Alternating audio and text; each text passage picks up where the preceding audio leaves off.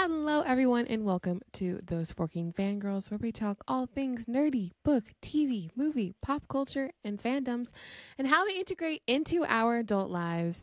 I'm Natasha. And I'm Christine. And today we're going to be doing something a little fun and special because I'm turning 30 in 3 weeks, 2 weeks. I don't know. Wild. So wild. So I thought it would be fun if we, since we're both officially in our 30s, if we talked about the 30 things that we learned before 30. 30 for me, 34 for Christine, if you want to say your age, Christine. Well, I'm not 34 She's yet, not. but it'll be before I turn 34 in August. 29 and 33 at the moment. I want to stay 33. I like this age. I don't know how I feel about turning 30. I always felt like the young one. I don't know, for so long, and now I'm passing that torch on to others, and it's fine. I like being wise. I mean, I've always been wise, but it's a weird feeling going into a new decade and looking back at all the memories and things that you learned from the past 10 years and what different person you were so long ago. So long ago. Yeah. All right. Well, I'm excited for this. I did this before I turned 28. I did 27 things that I learned before 27. So I feel like I tried to make a conscious effort to do different ones, but I'm sure some of them carried over because we each did 15. But before we get into that, we're going to go into Snap Crackle Pop Culture News because we've double recorded the last episode. So there's been so much that's happened in between the last episode and now. I have so much on this list. I guess I'll start because I have 50 things on here. But The Bear season 3 was announced that it's coming in June. I'm so excited. Yes. The Bear is so good. If you haven't watched it yet, it's on Hulu. Hit it up. What do you have here, Natasha? I have the Fantastic Four cast has been officially announced. Pedro Pascal is and officially is cast as Mr. Fantastic. I know a lot of people don't care about the Fantastic Four, but I'm excited for this one. Vanessa Kirby is going to be the Invisible Woman. Ebon Moss Bacharach is the Thing, and he is from The Bear. He's the he's not the brother. He's he's the one who goes to chef school and or goes to that guy's Richie? restaurant. Yeah, he's Richie. Oh, I love Richie. Yeah. What? He's gonna be the Thing? He's he gonna doesn't be the have Thing. the stature of the normal Thing. Isn't the Thing usually a big guy? I mean, you know what? You could be whatever you want in this world, baby. All right. Yeah, it's his cousin. He's the Bear's cousin. Okay, cousin. then Joseph Richie. Quinn, as we know from Stranger Things, he's going to be the Human Torch. Oh, yeah. Yeah, I heard that. The guy, the rock and roll guy. Eddie. Cool. I don't care that much about the Fantastic Four because I really didn't like the last movie. I was really iffy about the first two movies. So, I love those growing up. The cartoon I used to watch, growing up on Cartoon Network, but it's been a while since I cared about the Fantastic Four. Maybe they can bring it back around. The way that they announced it was really fun. They made Marvel just posted this artwork of them in a retro futuristic thing, but it's all the actors together, and it was really cute. I really liked it. I hope. I don't know. These superhero movies, I don't have much faith in them. That was a downer. But you gotta have some optimism. You know what? At this very beginning stage. Pedro Pascal is in it. It's gonna be good. That's all I can say.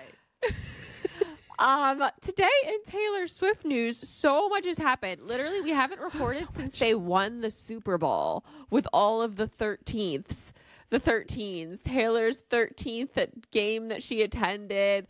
There was 13 yard line. I don't remember anymore. There were a lot of 13s though involved in the Super Bowl this year, and of course the Chiefs won. It was very exciting for all of us Swifties who were watching. Did you watch the Super Bowl? I tried so hard. I had it on for so long. I was like, why am I watching this? I'm so bored. I hate the noise of it. It gives me PTSD flashbacks to like just being and growing up and like hating having it on with the environment that I was in. Like, what did you watch the whole thing? I did watch the whole thing. I was sewing during most of it because I was making my dress for the Madam Web premiere.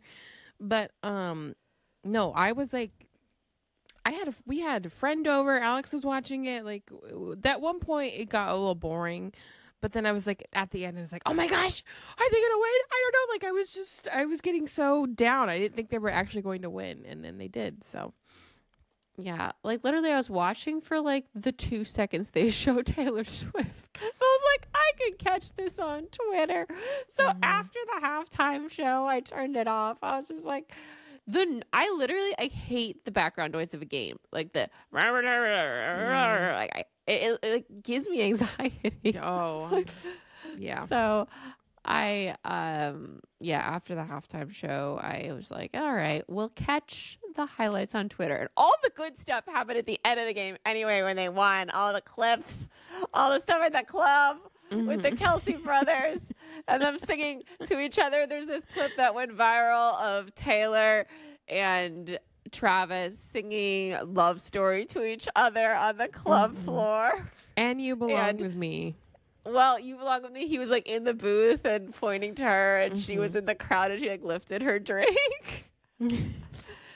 I just couldn't get over the wrestler mask that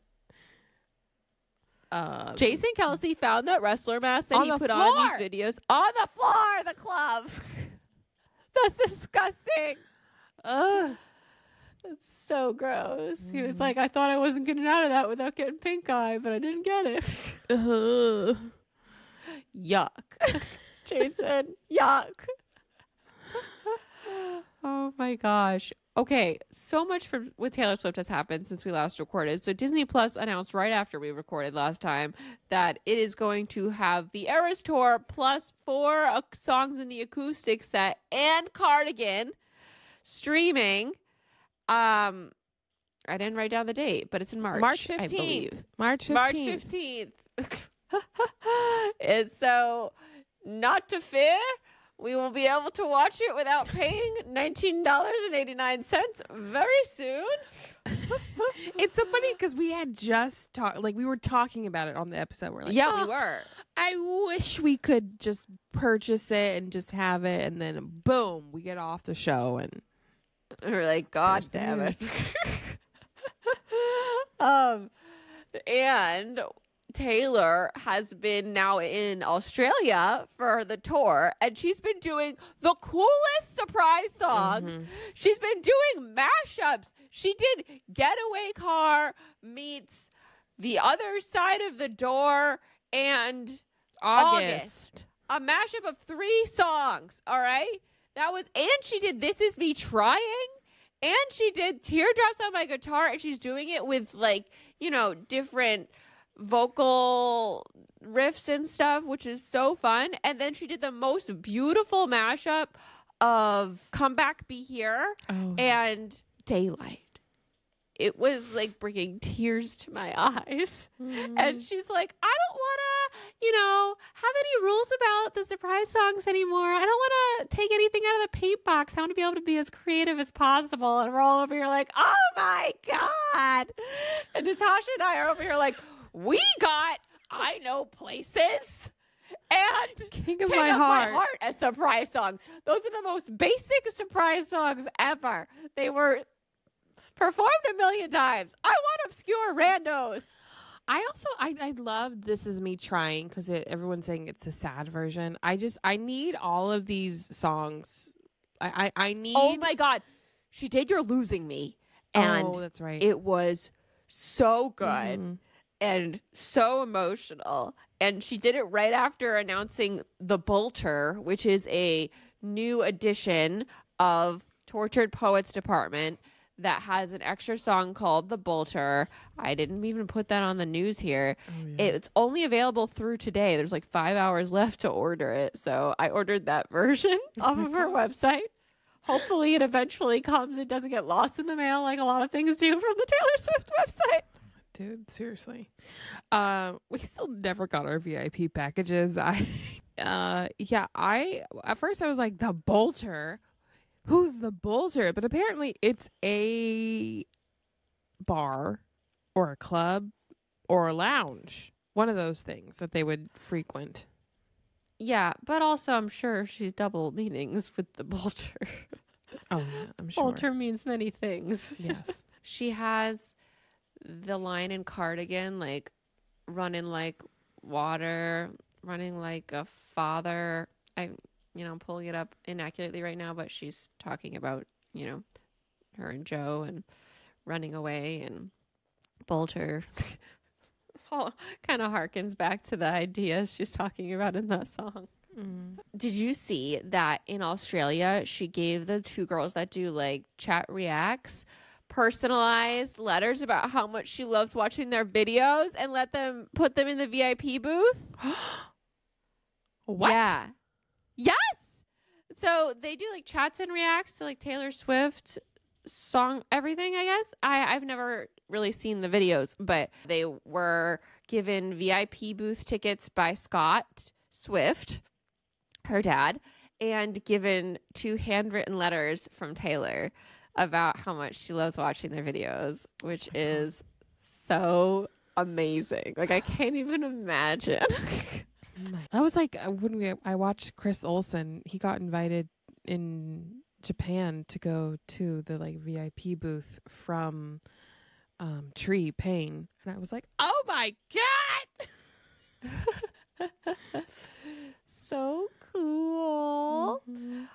We also got the release date for Deadpool, and all the first promo for the new Deadpool is just amazing. It's just beautiful. The poster is a friendship necklace with Wolverine and Deadpool. It comes out July 26th. If you haven't seen any of the promos, it's top notch as usual from Ryan Reynolds. Mm-hmm. I'm so excited.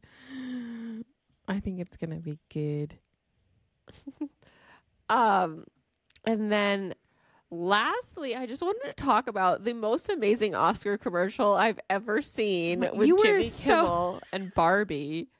Oh my God, I didn't know there were commercials for the Oscars, and this was basically like a really great Oscar opener. Like, if you haven't watched it, you gotta watch this ad for the Oscars with Jimmy Kimmel and the entire Barbie cast. It's so good. Mm-hmm. I'm going to link it. And I said it to Natasha. I was like, you have to watch this right now. I was like, oh, yeah, this is so good. I don't think I was like as shocked as you were, but I'm like, yeah, this is amazing. And the little funny joke about Greta Gerwig was in there too. And yeah, it was great. Ryan Reynolds is in it. The thing is, Jimmy Kimmel, I love a good Oscar opener. Okay, I love when they do like the sketches that involve all the different movies, or like that Jimmy Fallon opener to the Emmys will always be like one of my favorite show openers of all time, where he like did the Glee opening and they sang Born to Run. Like, it's so good. I cry every time I watch that opening. Like, they've got people from Lost, they've got the Vampire Diaries, they've got everything I love. Yeah, I watched that live, in my college dorm, and I will never forget like how happy it made me. And yeah, we haven't had a good Oscar opener in a long time, and this was the best I've ever seen Jimmy Kimmel do for anything like Oscar openery, any award show openery thing. So definitely hit it up. I will link it in our show notes. You have on here the Wicked trailer, and I do want to talk about it. You want to talk about it? Yes, I'm so excited for Wicked. I didn't know that trailer was dropping during the Super Bowl, and so we were all just sitting there like eating our snackies, and then there it is. I was like, what? I'm I'm so here for this like steampunky world. I feel like we haven't seen a lot of like steampunk in film in a very long time. And all the costuming. We got one shot of Jonathan Bailey and I was just like, oh my heart. The Viscount of Bridgerton. Oh, did you not know that was him? I didn't really watch. I have this aversion. I hate when everything's so CGI-y. It like kind of like turns my eyes off, and so that I'm like, I don't remember anything that I saw in the trailer. They use a lot of practical effects, but I think like most of the world building, obviously most of the world building shots are CGI. Yeah. Tiffany, you've never seen the musical either. Wow. The musical is so good. It was the first musical that I saw that I was absolutely in love with, and I just remember crying when Defying Gravity was happening, and it was so cool. I know. I think I've only seen it once, and I was very young. Yeah, I saw it with Kristen Chenoweth and Adina Menzel. Wow. Like crazy. Back when it first came out, and it was so exciting, but I didn't know them at the time. I just like, they were just amazing. I saw it again years later with one of my ex-boyfriend from like 2015, and it was just not the same because I was sitting there being like, do you like it? Like, I hate that. Like, are you gonna like it? Are you gonna like it? No, did you say it to him, or were you just sitting there like thinking about it? I didn't say it. I was just thinking it. And it was obviously at the end, I was like, what did you think? What did you think? And it wasn't the same. I hate that pressure. Mm-hmm. Like, this is one of my favorite things. You better like it. Yeah. And if you didn't know, Wicked's going to be in 2 parts. So everyone's surmising that it's going to end like, what? Yeah. It's going to be in 2 parts, baby. I know. I don't know if I like that. I don't like that. Well, we might get everything we ever wanted in it, so we definitely won't. But it's also coming out the same weekend that Moana's coming out. And Moana, which was supposed to be just an animated TV show, was now moved and made into a live action, not live action, but an animated release. But they're still doing a live action version of the movie. So Moana they were going to put on Disney Plus a live action like short TV show. Oh. But now they're doing a movie. Now they're doing a Moana 2, like a second to it. However, there's still a live action Moana in the works with most of the original cast, with like The Rock and Ali Carvalho. So, yeah. What? Yeah. They're going to be in the live action version? Yeah, they are. This is so weird. Like, this live action is coming so soon after the cartoon. Mm-hmm. It's weird. I know. It's weird. All right. Last thing on the dock, we have an announcement about a book that's coming May 21st, 2024. Oh, really? It's called Attached at the Hip, and I wrote it. And it's of a Survivor-esque rom-com that follows a 23-year-old named Ori who gets on she thinks she's going on Survivor. And then it's a Survivor spinoff where you're attached at the hip to a missed connection. Oh. And it's a time. May 21st. May 21st. It's available for pre-order right now. Things are starting to get planned for the release, which is really exciting. And do you have things to share? No, but I will soon, hopefully. Oh, she will soon, y'all. But, Allison just bought Again But Better for a Friend today. Thank you. Oh, my gosh. So hopefully I'll be able to share that sometime in the next couple of weeks, but I don't know yet. Oh, wait. I think we should just also mention that we're going to be at Romance Con, which is happening in September. It's the first week of September. I'm going to link it in the show notes. And we will be there. It's in Milwaukee, Wisconsin, an area we've never been to before, but we're really excited. We're going to try to do those Forking Fangirls event. We'll definitely be doing a meetup if we don't do an event. So we'll be able to hang out, which will be really fun. And, get food and chill. It should be really, I'm just so excited to be going to a con. I'm an author at the con, which is going to be cool. And yeah, Chloe's going to be there too. So those Forking Fangirls team will be around having a good time, and we'd love to see any of y'all. The tickets are on sale now. So links in the description. I'm excited. All right. Excited. Should we move into what right now? You didn't write anything down because I added this morning, but I watched so much and read so much because I was sick. Yeah, I watched so much. I don't even know how I did it, but yeah, go on. Do you want me to start? Yeah. Okay. So movie-wise, I watched Upgraded, the new... I want to call it a rom-com, but it's definitely like a coming into your own rom-com that has... a solo line going through it that's pretty strong with Camila Mendes. It was so good. I loved it. She has great chemistry with Archie Renoir. Is that how you say his name? Am I saying a French name? Is it? His last name is an X in it, so it always throws me. Is it Renox? But the guy from Shadow and Bone who plays Mal plays her love interest, and they have great chemistry. They have great banter. I really enjoyed the pacing of the film. It was shot really well. Like, it just felt like a rom-com from the 2000s where they put in effort. They had chemistry.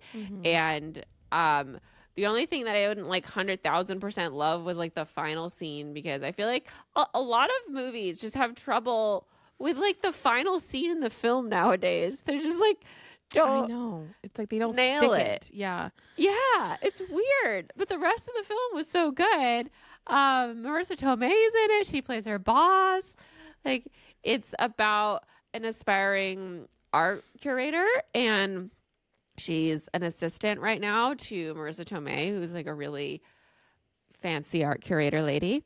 And she ends up having to go to London with her, and it ends up being an opportunity for her to get her foot in the door as a more serious assistant for her. And it's really good and very enjoyable. It's on Amazon Prime. I have thoughts about this movie. So I put it on. I was very excited for it. I don't like the trope when someone has to lie, and then they're continuing to lie and lie and lie to save their asses. So this movie was giving me anxiety. I couldn't take it. I couldn't take all the lies. I'm no, it's just getting worse, and it's gonna be bad, and I can't take it. And so I've been watching it little bit by little bit so I can get through it, because I literally, oh my gosh, I can't do it. It didn't bother me at all in this one. I don't like it sometimes, but this one I was he mistakes her for an art director, and she kind of just goes along with it because she's been upgraded on the flight to first class because she was being treated shitty by her boss in front of the ticket lady, and she was like, I'm gonna upgrade you to first class. And then it kind of rolls from there, because she gets stuck in this art director lie. She thinks she's never gonna see this person again, and then he just keeps popping up, and other people keep getting involved in the lie. Yes. So tell me something you watched this week. Movies. All right, I watched The Marvels. Finally, it's on Disney Plus. Okay, so it's on Disney Plus. I have to watch it now. Yes. Shit. I'm so sad. That does not sound promising. I'm so sad. It wasn't good. It wasn't good. My main thing is that, so someone in the chat says earlier when we were talking about Fantastic Four, it was let's have the movies be campy. That's what I felt Ms. Marvel or the Marvels did. They tried to make this movie campy, and it just felt so far-fetched, because the last time we left Carol was in Endgame, and she was so serious and so boring. in Endgame. And then Fury was also like cracking jokes and making light of all the situations, and he just didn't feel like true to his character. He didn't feel like a badass. He felt like a baby who needed nurturing, because he's just on this ship. It was a weird dynamic. That's all I can say. So that was the main issue, I think. That's upsetting. Yeah, and like there was a lot of weird sequences, like very borderline not Ragnarok, like Thor, God of Love and Thunder. Like it was very Love and Thunder. Just I hated Love and Thunder. Yeah. And yeah, it definitely felt like a TV show, not a really cohesive movie, but I really like the younger girl. Yeah, Ms. Marvel, she's so cute. She's my favorite part. Like she really is. Everything like she reacted to, I was just cry laughing at, because I'm like, that's me. I'm a fangirl. And there's this really hilarious part that was pretty smart of the writers, and it was about the Flurkin, the cats, and it was so fucking funny. It was like Guardians of the Galaxy. So there is like a really good sequence that is very, like, Alex and I watched it with Alex, Tay, and Liam, and we're all like, okay, wait, this is good. Wait, this is funny. But then there's another part where there's a lot of singing happening. This is not good. Singing? Yes, there was singing. Yes, Carol Danvers sings in the Marvels. So, interesting. Yeah. What other movie did you watch?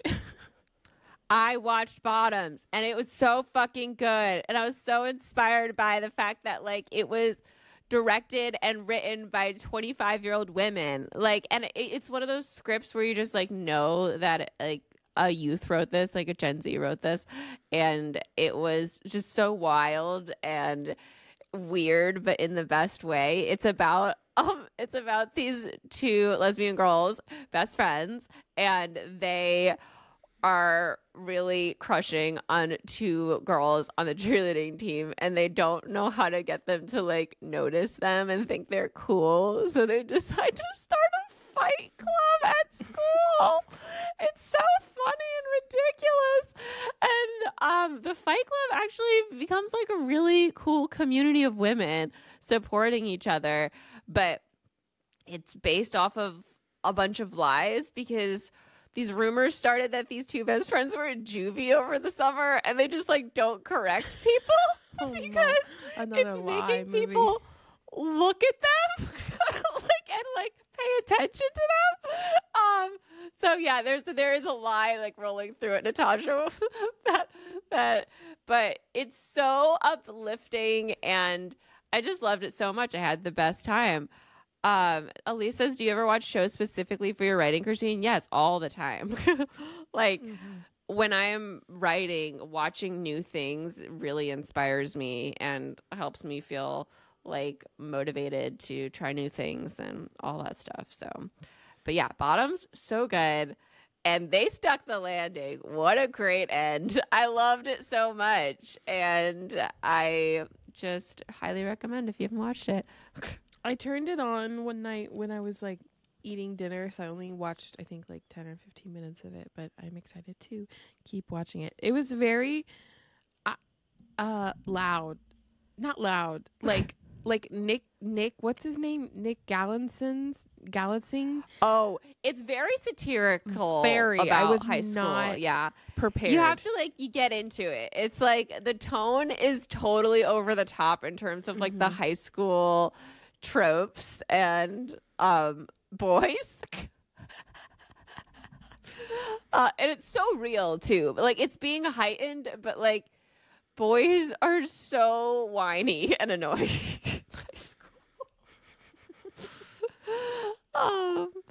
Yeah, and the boys are always wearing their football outfits in school. Yes, I thought that was like how they usually portray the cheerleaders always in their cheerleading outfits. The football players are always in their football uniforms and like their padding and stuff is great. Yeah, it was a fun time. All right, you watched Madam Web this week, which is the viral, terrible sensation of the internet right now. Yes, I went to the premiere of Madam Web. I went in with no expectations, very low, very like bottom. They were under the floor. So, I still don't know if it was you know, when you go, like Christy and I talked about this before, if you go to a premiere, like a lot of things are sugar coated. I truly don't believe everyone. Okay, here are my final thoughts. Madam Web was not the most horrible superhero movie ever created. I still think that goes to Morbius. I think Morbius was the most stupid, gross movie ever created. Madam Web, she doesn't have powers. The whole movie, no one has powers, okay? I mean, she can see the future, all right? But no one has powers? No one's kicking butt, okay? We're just evading the whole time. That's how it goes. The biggest issue I had is all the fucking plot holes. And how characters weren't explained. So, and we have this main bad guy who is never explained. He's like in the Amazon with her mother when she was pregnant with her, like trying to catch a spider. And all of a sudden we don't know what his motive is. He just kills everyone and steals a spider. Why? The dad? I don't know. No, it's not her dad. Okay. Laura just said, I heard the Pepsi Pepsi sign thing, and I was like, this has to be fake. Do you mean like did you see the clip at the end with the Pepsi sign? Because that is the exact Pepsi sign in the really famous Britney Spears commercial that I watch all the time. Yeah, it's like a Pepsi Cola factory or something. Yeah, and that's the like most obvious weird product placement to have a huge Pepsi sign in such an important sequence in the film. Yeah.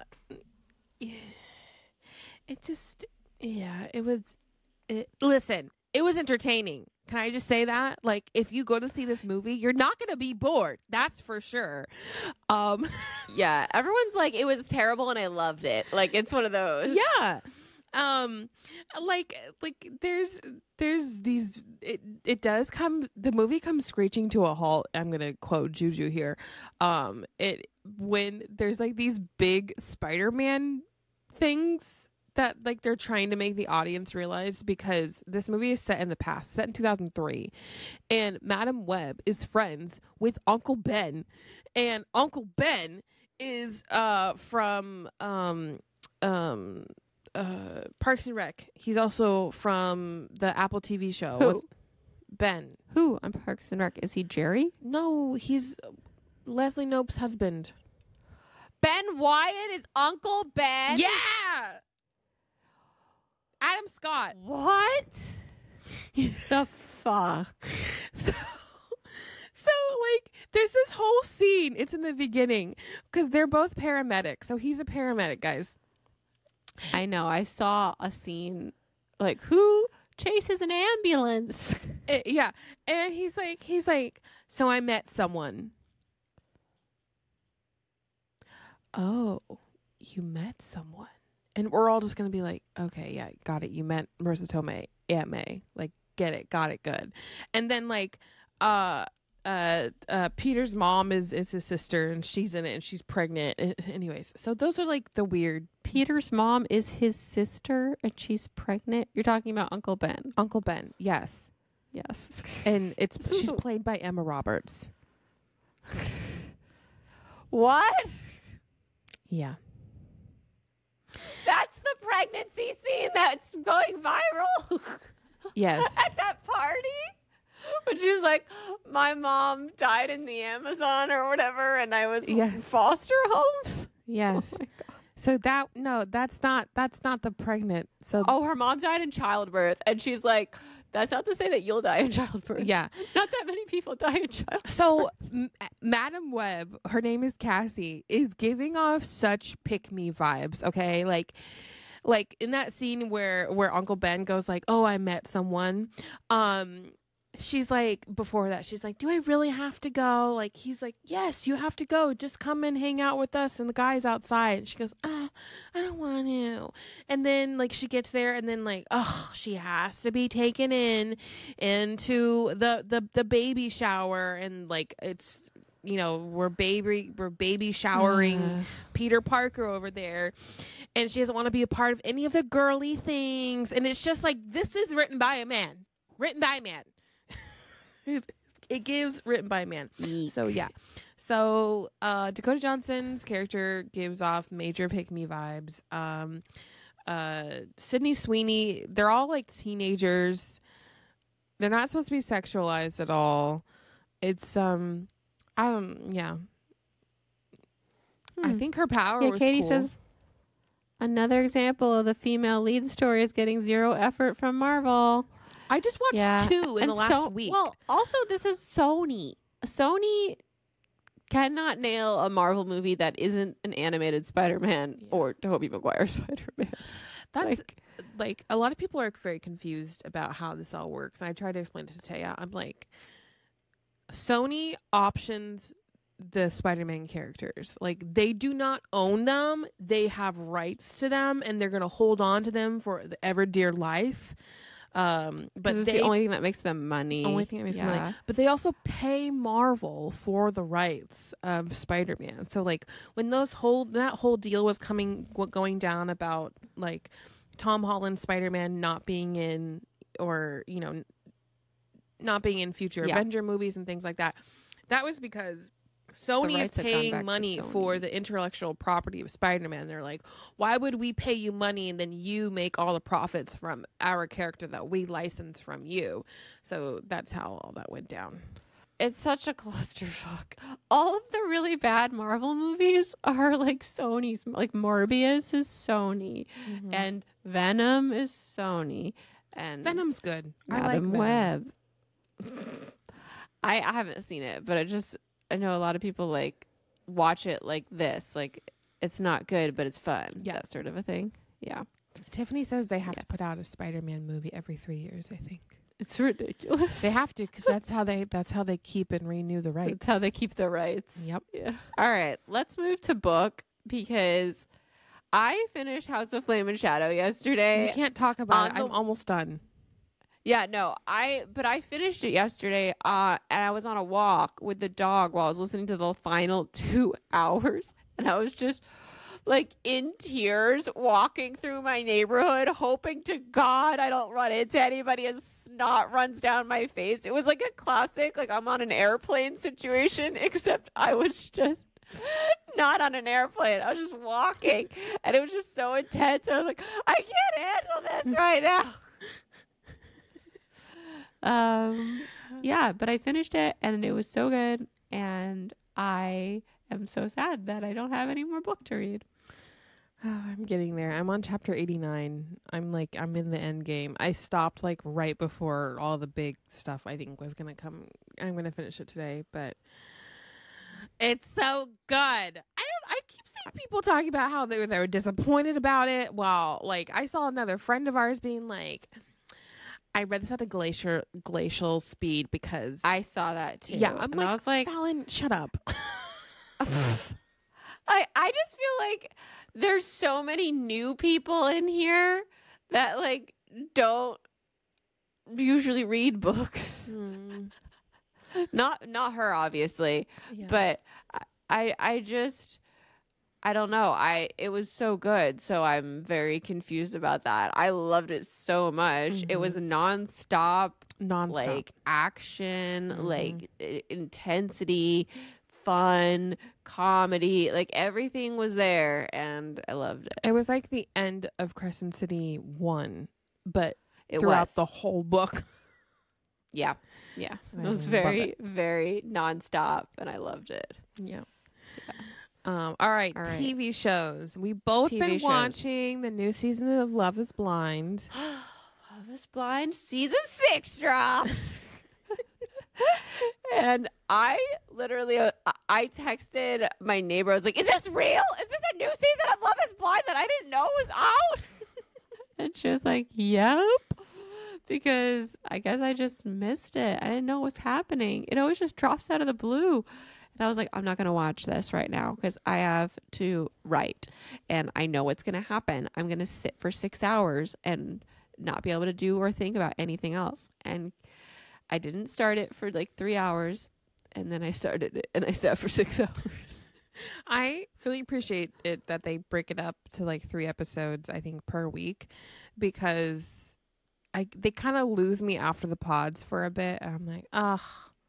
But then I want to get back, and I'm like, okay, wait, are they going to say yes at the altar? La la la la la la. Oh.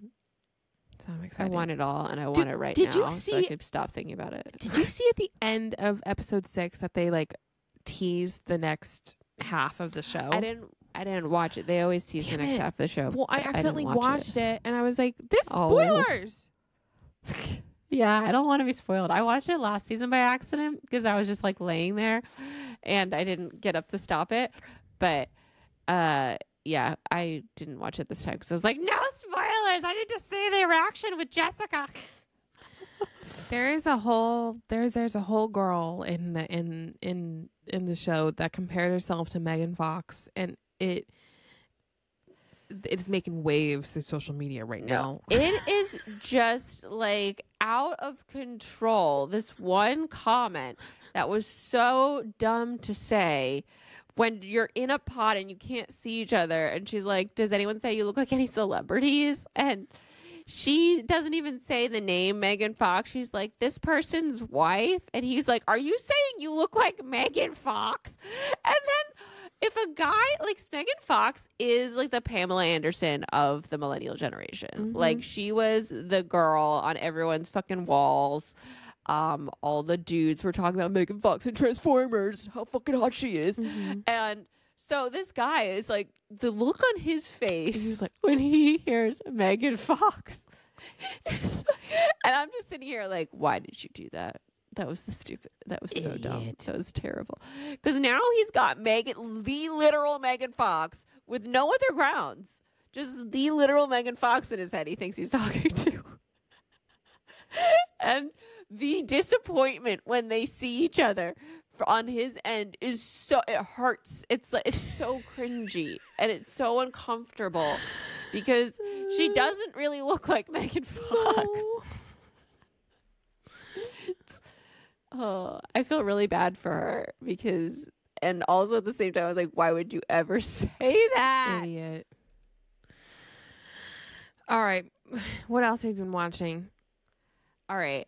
I watched all of Fargo season 5 while I was sick. I was like hearing how good it was. I've never watched Fargo before, but you don't have to watch like every season's like its own show. And Juno from Ted Lasso is the star of Fargo season 5. And John Hamm is the other lead, and it's so good. It's such an intense thriller roller coaster. It's about this woman who escaped from her abusive husband, and he's trying to hunt her down. And it's nonstop, like heart-pounding excitement because she's really clever and really good at escaping. And it's just, it really gives that like, go women go, feeling like, because she can really kick ass, and I love that. And I was too sick to get anxious watching it at all, so I was just like dead person watching it, being like, wow, this is good. The soundtrack is top notch. Yeah, it's really the good. Cinematography, the writing, it's very good. We're on season 2 right now, and it's a little laggy. Yeah, this season's nonstop. Highly recommend season 5. I watched Mr. and Mrs. Smith. I haven't watched the whole thing yet. I think I'm on episode 3. It's the new show with Donald Glover and I can't think of her name, but she's from that rom-com. Donald Glover is in Mr. and Mrs. Smith? Yes. That new version of it? Mm-hmm. Donald Glover. Childish Gambino. Yes. Maya Erskine. Did you like it? So I still don't know if I like it. What, you guys, it's not like the movie at all. So it's it just basically taking the premise of 2 spies married together, but they know that they're spies, and that's the whole premise of the movie, is that they don't know that each other are spies. and then their mission is to kill each other. That is not this so far. They both work for the same spy agency, and they're like newbies in the field, and they're kind of like learning together how to be spies, and they never met each other before, but now they're married. And it's like, it's not like I was hoping it was going to be like more sexy, but it's actually like really fun and cute and kind of funny. Heather and my best friend Heather and Cole really liked it, and there was like a scene where they were having to act like dogs and like bark, and it was making me very uncomfortable, so I turned it off. But then Heather was like, no, it's really good, just keep watching, so I kept watching. It's a show I turn on when no one's home and I need something to eat. I need to watch something while I eat. Like, that's how I feel about it right now. I'm not like obsessed and I'm not intrigued, but I'm like, I'll keep watching. Right? Not a glowing review. The last thing I finished was One Day, the series on Netflix. It was very good and very moving and intense, and I loved the last chunk of it. In the middle, I was just getting annoyed by one of the characters, but like they do a really good job with the development of both of them through the series. And what the concept is we see this one day in their lives every year, July 15th. And we start in 1988 when they meet, and then we check in every year on July 15th. And it's really good. And it's just really well done. And they were able to really develop the characters and their stories because you got 14 episodes.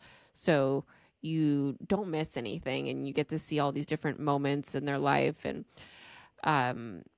I don't want to spoil anything. So it's definitely a drama. It's not a rom-com, but it's really sweet. And it's about these two college students that meet, and they almost hook up one night, and then they become best friends.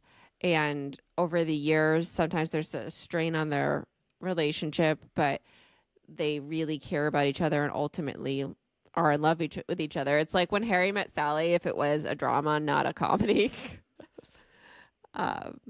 Yeah. I don't think I'll be watching this.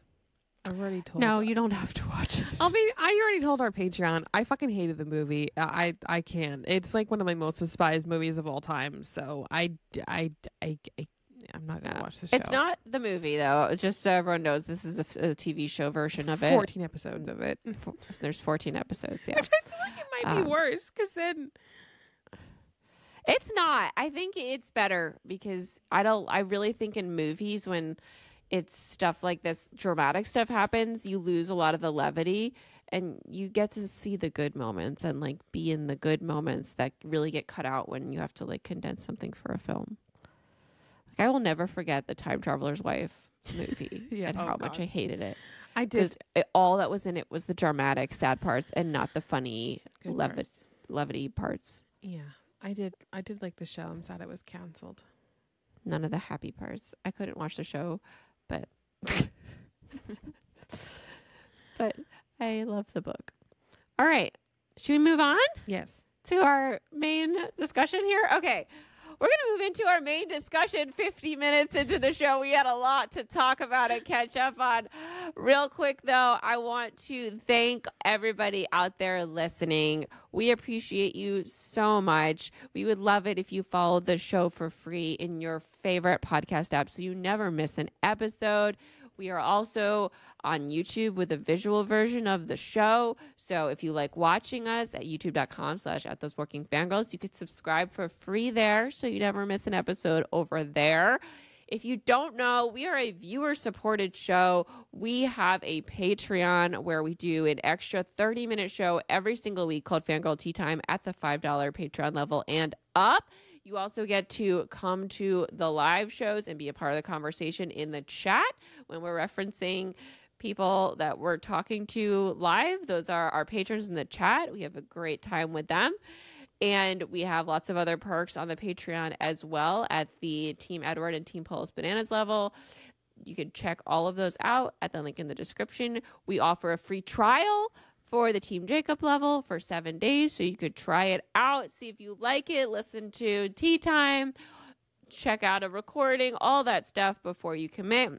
We're also... That's available. It's also ad-free over there, too.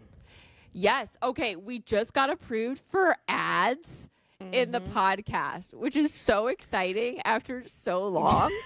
And so now there are like pre-roll ads at the beginning and end of the show, and there's one in the middle. And if you don't want ads on your show, the Patreon has the show ad-free. And you get an extra 30 minutes. So and an extra 30 minutes of more personal, intense content every time. We get a lot of questions on our Patreon, by the way, if we do Fangirl Tea Time via video. And we do it via the live show, and that's about it. But it is always on the audio recording in our Fangirl XL. So if you've been looking for it, it is here. It's just at the end of every episode. It's the last 30 minutes of every episode. Once you subscribe to the Patreon, we love it. It's a grand old time. And we also have Chapter Chat as a separate show now. If you missed the announcement, we just dropped our discussion of the first 5 chapters of House of Flame and Shadow. That visual is also on the YouTube, but we're not going to be doing that every week because it's so niche that it hurts the channel having the video up there. But the first 5 chapters are up, the video, and the show will be released every single Thursday. We'll be digging into Hofas the next bunch of weeks. It's going to be a fun time. Yeah. All right. So we're going to jump into our main discussion, 30 lessons that we learned before 30/34. We're going to go back and forth with our lessons, Natasha. Some of yours are definitely ones that I agree with, and I'm glad I just kind of like going to let you dig into them, and I will comment on them afterward because a lot of mine are like lighter. I looked at Christine's list. I'm like, oh shit, wait, mine are like really deep. I feel like I've done deep ones in the past, and I also like, you're turning 30. Like you can say the deep ones, and I will like piggyback onto them because I agree with a lot of all of them. Yeah. Do you want to kick us off? Yes. Okay. So I have my first one, which is about friendships, which I feel like I should have a gold medal in friendships because I have so many. And I've never had I had one romantic relationship in my 20s, but I feel like I put all my time and effort into my friends, so I had to put one here. So in your 20s, you're going to find your best friend. All right. You're going to find your best friends. But it's also going to be really hard to maintain those friendships unless you put the work into spending time together. And whether that time is on the phone or in person or over FaceTime, like it's really important to devote time to those friendships. Also, I really found that finding low maintenance friendships is the gold standard, because if you have a friend who's just making you feel guilty about not showing up or being there, or, not seeing them after 3 months, they're like, where have you been? What the heck is going on? Like, yes, we want them to care, but also it's like everyone's busy and we're doing our best to fit all the people into our life. And, another one about friends. Long distance besties are wonderful. I love my long distance besties, but like this last year or over the last 2 years, I really found that having a friend close by, and I mean like down the street, 5-10 minutes away, where you can just, drive or walk or do something within your same town, is so important. I hadn't had that for a very long time since I was in high school, and I forgot how good it is just to like be like, hey, you want to go for a coffee, or like drop something off at their house, or it's just so nice. Yep. It really changes the game. And I think people who are in a relationship, they get that from their partner. But if you're a single woman living, in your late 20s, early 30s, it makes such a difference in your life to have a friend locally that you can, like you said, walk to. You'd be like, oh, let's go check out this, or like, do you want to go for a walk? Do you want to grab a coffee? Let's get an ice cream. Like, let's have a movie night. And it's not a big deal because you're just right down the street. It feels so safe. Yes. It really makes you feel more okay in your environment, like less alone in so many different ways, which is really, really nice. And I'm really thankful to have that in my neighborhood, and I'm glad you have that with Taya. It's really nice. I know. And talking about this, this kind of goes right into one of my lessons too, and it's using your calendar. So like Natasha was saying, it's going to become harder to see your friends, but like your friendships are so important to your mental health and well-being and support system, especially, I mean, like when you're in a relationship too, but especially as like single people, you need to foster and spend time like making sure that your friendships are healthy and that you're there for them so that they'll be there for you. And use your calendar is my big fucking lesson. You have to make time for everything in adulthood. You don't have time. You have to carve out the time. So put it on your calendar. Don't feel weird about being like, okay, we are going to have a phone call on Thursday at 8:00. Like, you have to put it down. That's how I maintain my long distance friendships. We schedule phone dates, and that is when we hang out. And it is amazing and so much fun. And it's only happening because maybe I'm reaching out, and it's never going to be exactly like 50-50 with reaching out. You know, someone's going to have to be the reacher, and you'll know if it's worth it for you or if it's not, you know, but there's always a friend that's, you know, maybe in a relationship or like maybe having a more hectic time. Maybe they've had a baby, maybe, you know, like they're in a new job, and that's when it's time to like step up for sure and be the person that like makes sure that you guys are still keeping in touch. You don't want to lose that person in your life because they're going through a rough time, and you just text them, be like, when can we catch up? When can we have a call? And again, with the low maintenance for friendships, like if you have a good friendship, it's going to be easy to pick up whenever, wherever. And there's no one's going to be like, I can't believe you haven't called me for this long of a time. Like, what the hell is that about? Like, you're just going to pick up and talk and catch up and have a good time when you see each other. It's going to be worth it. But yeah, calendar, so important. I put literally everything in my fucking calendar. Like, even like people are like, I don't have time to read. Put it in your calendar. Read for 20 minutes before bed. Like, everything has to be put in that fucking calendar. My Google Calendar is my life. Yeah. It's slowly becoming my life. Because I have learned, I was one of those people in elementary school that like, or growing up, I never wrote my homework down. I just remembered it. I was like, oh yeah, I'll remember this. And oh my God. Yeah. That spirals out of control. It does. And until like Christine was like, all right, we're putting in the calendar. And I'm like, okay. And then I was like, oh, I should probably do this more often. And then I legitimately am saying like out loud when people, I'm like, okay, I got to put it in my calendar, else I'm going to forget, because I will. Yeah. Yeah. There's too much to worry about. There's too much going on. Yeah. I'm like, now I always add Natasha to everything in the calendar, because for a while she was not using her calendar, and she'd forget about things. I'm like, put it in the calendar. I've been much better at it. Thank you. Yeah.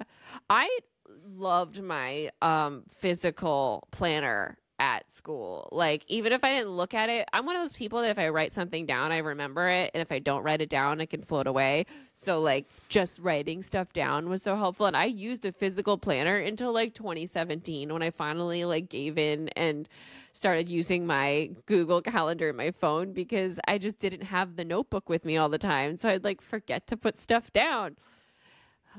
But I love a physical calendar. We got so many people in the chat talking about their long distance besties. Laura said they also have local friends. Her wife and her have some friends from their MFA program who they see time, and it's lovely. Yeah, someone said that they're currently visiting their long distance bestie. Where did I see that? That's the best. Yeah, she and I text every day. We are very intentional about making time for each other. That's from Christy. Wow. Yeah. The IRL reunions with your long distance bestie are far and few in between, but they're so fun. It's been way too long since I've seen Katie in person, because the last time we were supposed to have an IRL reunion was the Taylor Swift tour stop in Glendale, Arizona. And I got sick and I couldn't go. FML. All right. Next. Simplify your skincare routine and take your bloody makeup off. Okay, why did you throw bloody in there? That sounded like blood-filled makeup. I was using it sounded disgusting. I know you were using, but it did not sound like it. Your bloody. I see. It sounded like you were beat up. Yeah, and there's blood on your face. I mean, I was just using the UK term. I know, curse word, but it didn't have a UK accent, so it didn't sound like it. Take your fucking makeup off. There you go. Okay. I've recently been dealing with a rash around my mouth, and it's because I think I fucked up my skin barrier, which I know Christine did also in her 20s. I did. Hot water, not good. Don't wash your face in the shower. I know. I like washing my face in the shower. Change it. Use the sink.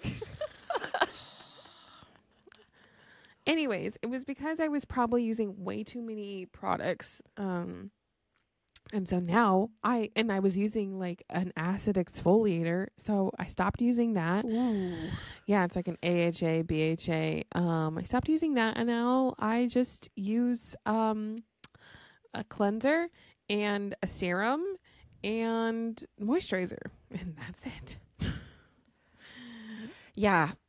I can piggyback into my next one, which all skincare related here, because, okay, well, what about Natasha, what she's just saying, I'm just going to add something that I have definitely learned is don't wash your face in the shower, because the hot water is really bad for your skin, and it does destroy your your skin's natural barrier. And then you start to get all this fucked up shit. So when I started dating John is when this became so much more of an issue, because his beard was like scratching up my skin, and I was just like breaking out all the time, and then it was like everywhere, and it was because my skin barrier was already fucked. Every time I tried to use a product, it was reacting poorly to it because the barrier was gone.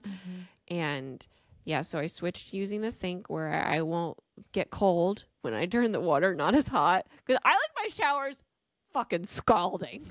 Like, yeah, I love a hot shower, and I don't want to have to turn down my water for my face. And then when you're outside of the shower, you can immediately put your like facial routine stuff on, and in the shower you can't do that. You can pat down your face. Oh my God. Also, I've learned like I don't use a towel anymore on my face.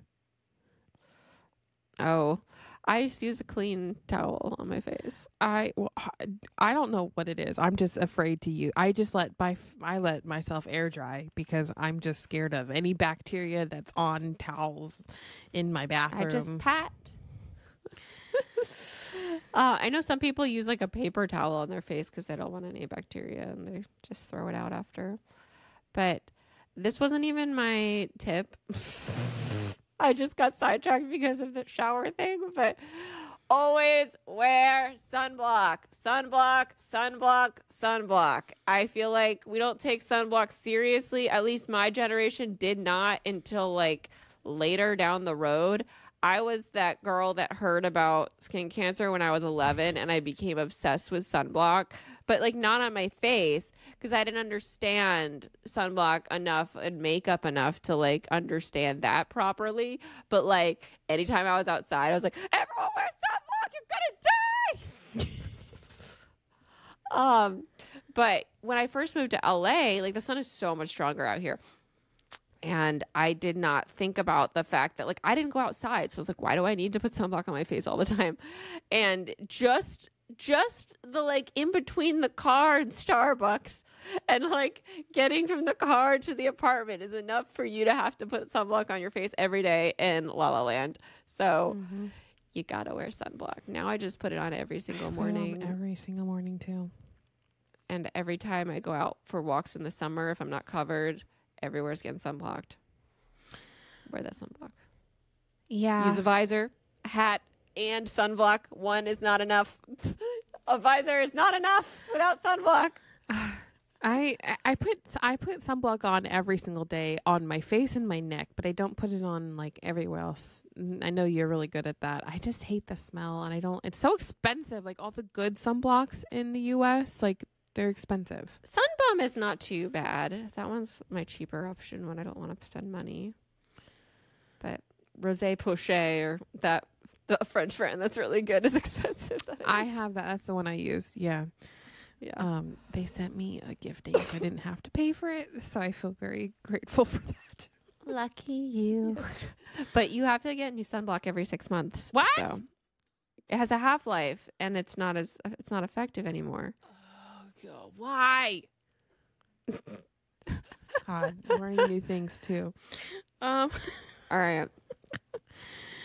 What's next on your list? This is for everyone, but specifically for my plus size friends out there, that if you're plus size, it's okay to eat in front of others. I had this issue all growing up because I had family who would comment on the things I eat, and it just, I would feel like, oh, okay, so I shouldn't, like, am I indulging too much, or I don't understand. I don't know. It's because the people are so critical, and it's just so unhealthy, especially where we were about our bodies back then. But honestly, like if someone makes a comment about your eating habits, it's just like I have no qualm. If it's like an uncle, if it's a family member, I'm just like, be quiet. I just tell them to shut up. It's just so unfounded, and it's so rude, and people should not be saying anything about your eating habits or what you're eating, especially if you're eating all the same things that everyone else is eating. It's just so frustrating. Adults in the 90s were the absolute worst about this. Mm-hmm. Like all the family members, I feel like I heard it all the time. Mm-hmm. At like events and stuff. All the time. There's one adult that I remember doing it all the time, and I still like hear their voice sometimes, and I just fucking Mm-hmm.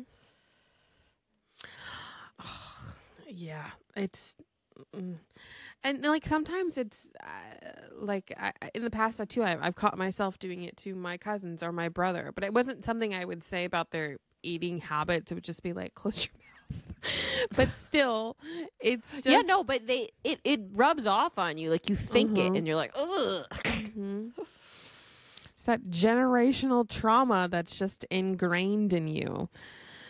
But yeah, God, I kept this like whole eating in front of others for so long, especially in front of new people, dates, new friends. I would try to get something on the menu that was like the least caloric thing and be like, this is what I eat all the time, and I just let that go. Like, who gives a shit? Like, I would never order dessert, I would never get a soda, things like that. Yeah, I feel like because I have anxiety on dates, that some dudes think I'm not eating because I don't want to eat in front of them, and that stresses me out. I'm just like thinking about it. I'm like, no, I'm not eating, not because I don't want to eat. I'm just like gonna get sick if I eat. Like, Yeah. It's just so many issues. All right. It's my turn, right? Yes. Okay. My next one is, it can be interpreted in a lot of different ways. It's just be honest about it.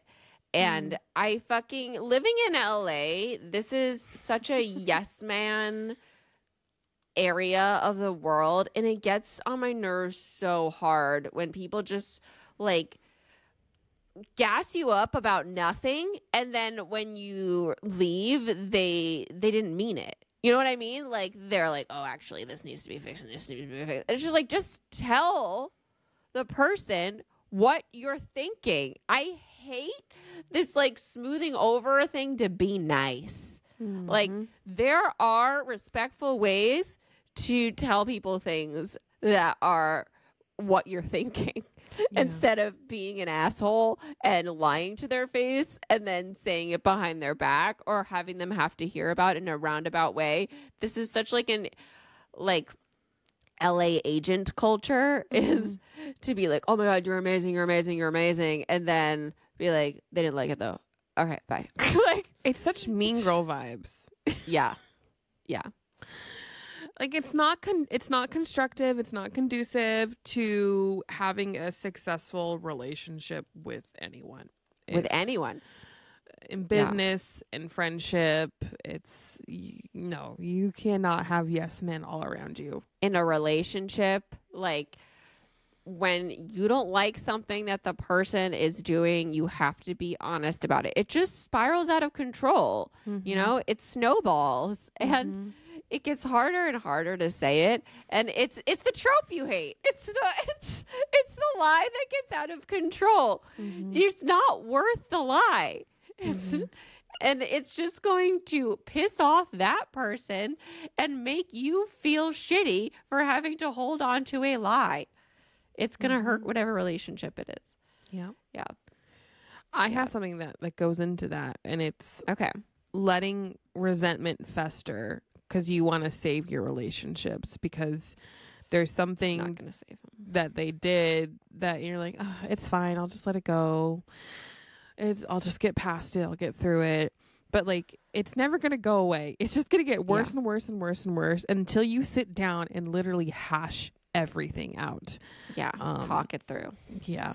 And like, it might need a few sessions, but like you need effective communications to work through those issues. Yeah. Because they'll come back around. Yeah. Like, in a different way, and you're like, shit, this is happening again because I didn't say anything about it last time and now it's worse, and you're madder about it and they don't even know that they did something that was annoying you. It's in every relationship, you just need to be straightforward.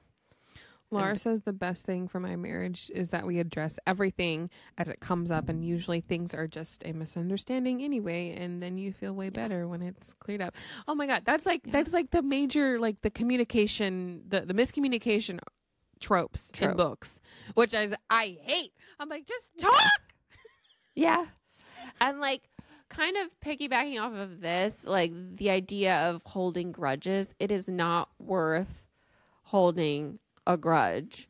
Communicate with what's annoying you so that there is no grudge.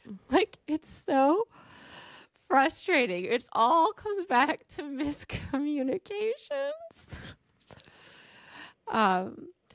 And okay, also this leads into one of, did I put this down? Yes, one of mine here. And when you are trying to communicate and hash through any argument, like, there are some people that want to do it right now. And there are some people that are like, I need to come back and put a pin in this and like, come back in a few hours. And you need to like realize that they're not running away from the discussion. They literally, like, sometimes a lot of people have to process what has been discussed before they can come back and finish a discussion. And like, I've run into this a lot because I am the person that's like, I want to talk about it right now. Natasha needs to take a step back and think about it before she comes back. My ex-boyfriend needs to take a step back and think about it before he comes back. And I know it can be really frustrating, but once you realize that they're not, because the instinct is that like, why won't they talk to me? But really, they just need to process. And like, we'll come back to it in a few hours or it's the next day, and that exists. Like, that is a thing. And I think a lot of us, you know, in our youth, if you're one way or the other, don't take a second to like think that through and understand that they're just processing it their way and they're gonna come back to it. And you don't have to let that become a thing to like makes you even more upset. Like, they're not trying to not talk to you. And the person who wants you to talk right now is not trying to like make you more upset. It's just two different types of processing and communicating. So everybody communicates differently. And because I know if I communicate right away, I'm the type of person that I just succumb to my emotions, and I either can get very mean or I can become a blubbering mess and I can't get my points across at all. And I need to like sit down, think it through, write it out. Yeah. Yeah. And once you like are aware of that, it makes your relationships, it's so much easier to deal with issues that come up because you both know how you both react and you both know how you have to like communicate to each other. Mm-hmm. Yeah. All right. What's next on your list? Make art with your hands. This can be cooking a meal. This could be writing a story, making clothes, sewing, doing any hobby, making friendship bracelets. I lost that, like I think in my early YouTube days and then going into my full-time career because I just put so much of my effort into making videos. And while that is a form of art, like it's not the art that I crave. I don't like sitting behind a computer. I don't like to be attached to a screen. So my big thing is to detach myself from a screen in my phone. I literally have to force myself to do my hobbies, which is cook, which is make clothes and sew, and it's so rewarding and you actually need it as a human being. There's been so many studies that creating art and doing those tasks or gardening is what keeps you going in life, and it's why people wither away and pass on early in their old age because they don't have work anymore. Like you need something, a hobby that keeps you going and keeps you like wanting to wake up and finish it and do something new and finish it again. It's just been so important for me and I love it, and I have so much passion for it, and it's just such when you're able to control Such a something, good outlet. yeah. And we're able to control something and like have an end goal and see your creation come to life. It's so satisfying and you just want to keep doing it. Yeah. Yeah. For me, that's definitely like writing in physical notebooks. Mm-hmm. And it helps like when I can't crack something on the computer or get through something, like I pull out a notebook and start trying to write and brainstorm over there. And it always is so helpful to change mediums and get away from the screen for a little bit. Yeah, it really is. I forget too, because I hadn't pulled out my sewing machine in like 3 months, and then I just did last weekend finally. And I'm like, I love this. Because I can also put on an audiobook too and then listen to my books that way instead of having to watch a TV. Mm-hmm. All right. My next one is to make sure the person that you're dating can speak on the phone with their voice. This is just such a big one for me. Like, if you cannot talk on the phone with your significant other, there is a problem with your communication. And you are going to have issues down the line if you can't communicate when you're not in the same place. Texting does not cut it when you are traveling and doing things and busy. You need to be able to have intimate communication over the phone. I'm not talking about like intimate, like sexy communication. I'm just talking about like you need to be able to not be like. I had a relationship with my first boyfriend was like weirdly formal on the phone. He sounded like somebody else. We could not talk on the phone. It was so strange. It was like, and then when like the second time around when I was dating, I was like, immediately I want to be able to call this person. And if the calling isn't working out, this is not going to work out. And John and I used to talk on the phone all the time. It was like we didn't text. Once a day, we'd talk on the phone when we weren't going to see each other or even when we were. And it was the best. So much less stressful. I hate texts when you're like in a relationship. It's just so stressful to be like trying to discuss things over text because things get miscommunicated that way so easily. Yeah.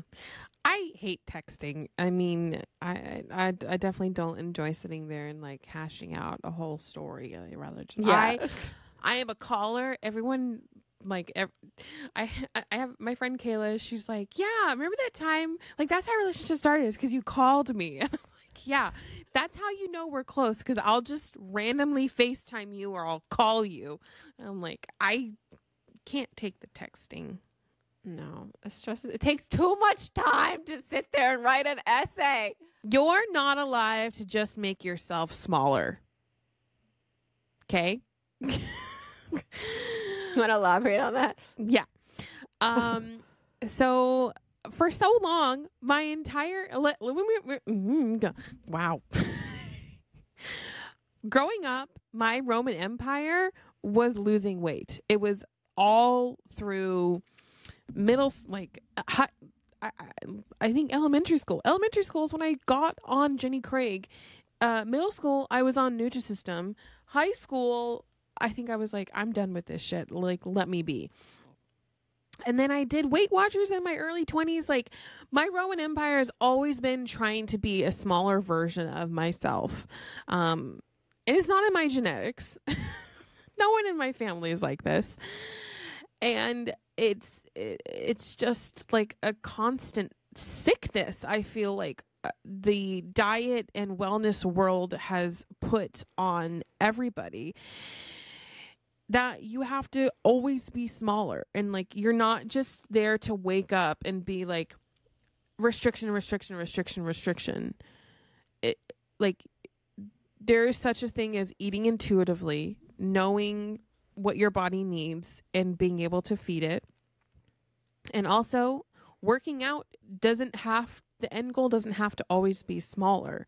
The end goal is to work out with joy and to find joy in movement and to what makes you feel better and have a good night's sleep and be able to, feel stronger and get off the floor without having to use your hands and pick up your kids and have stamina to like play with your dog and just all of that.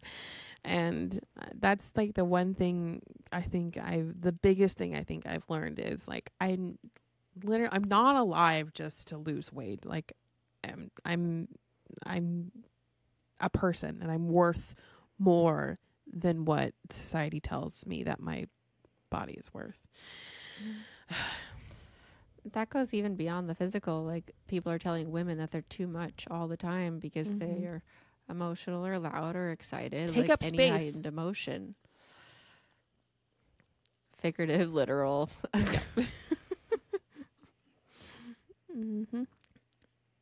All right.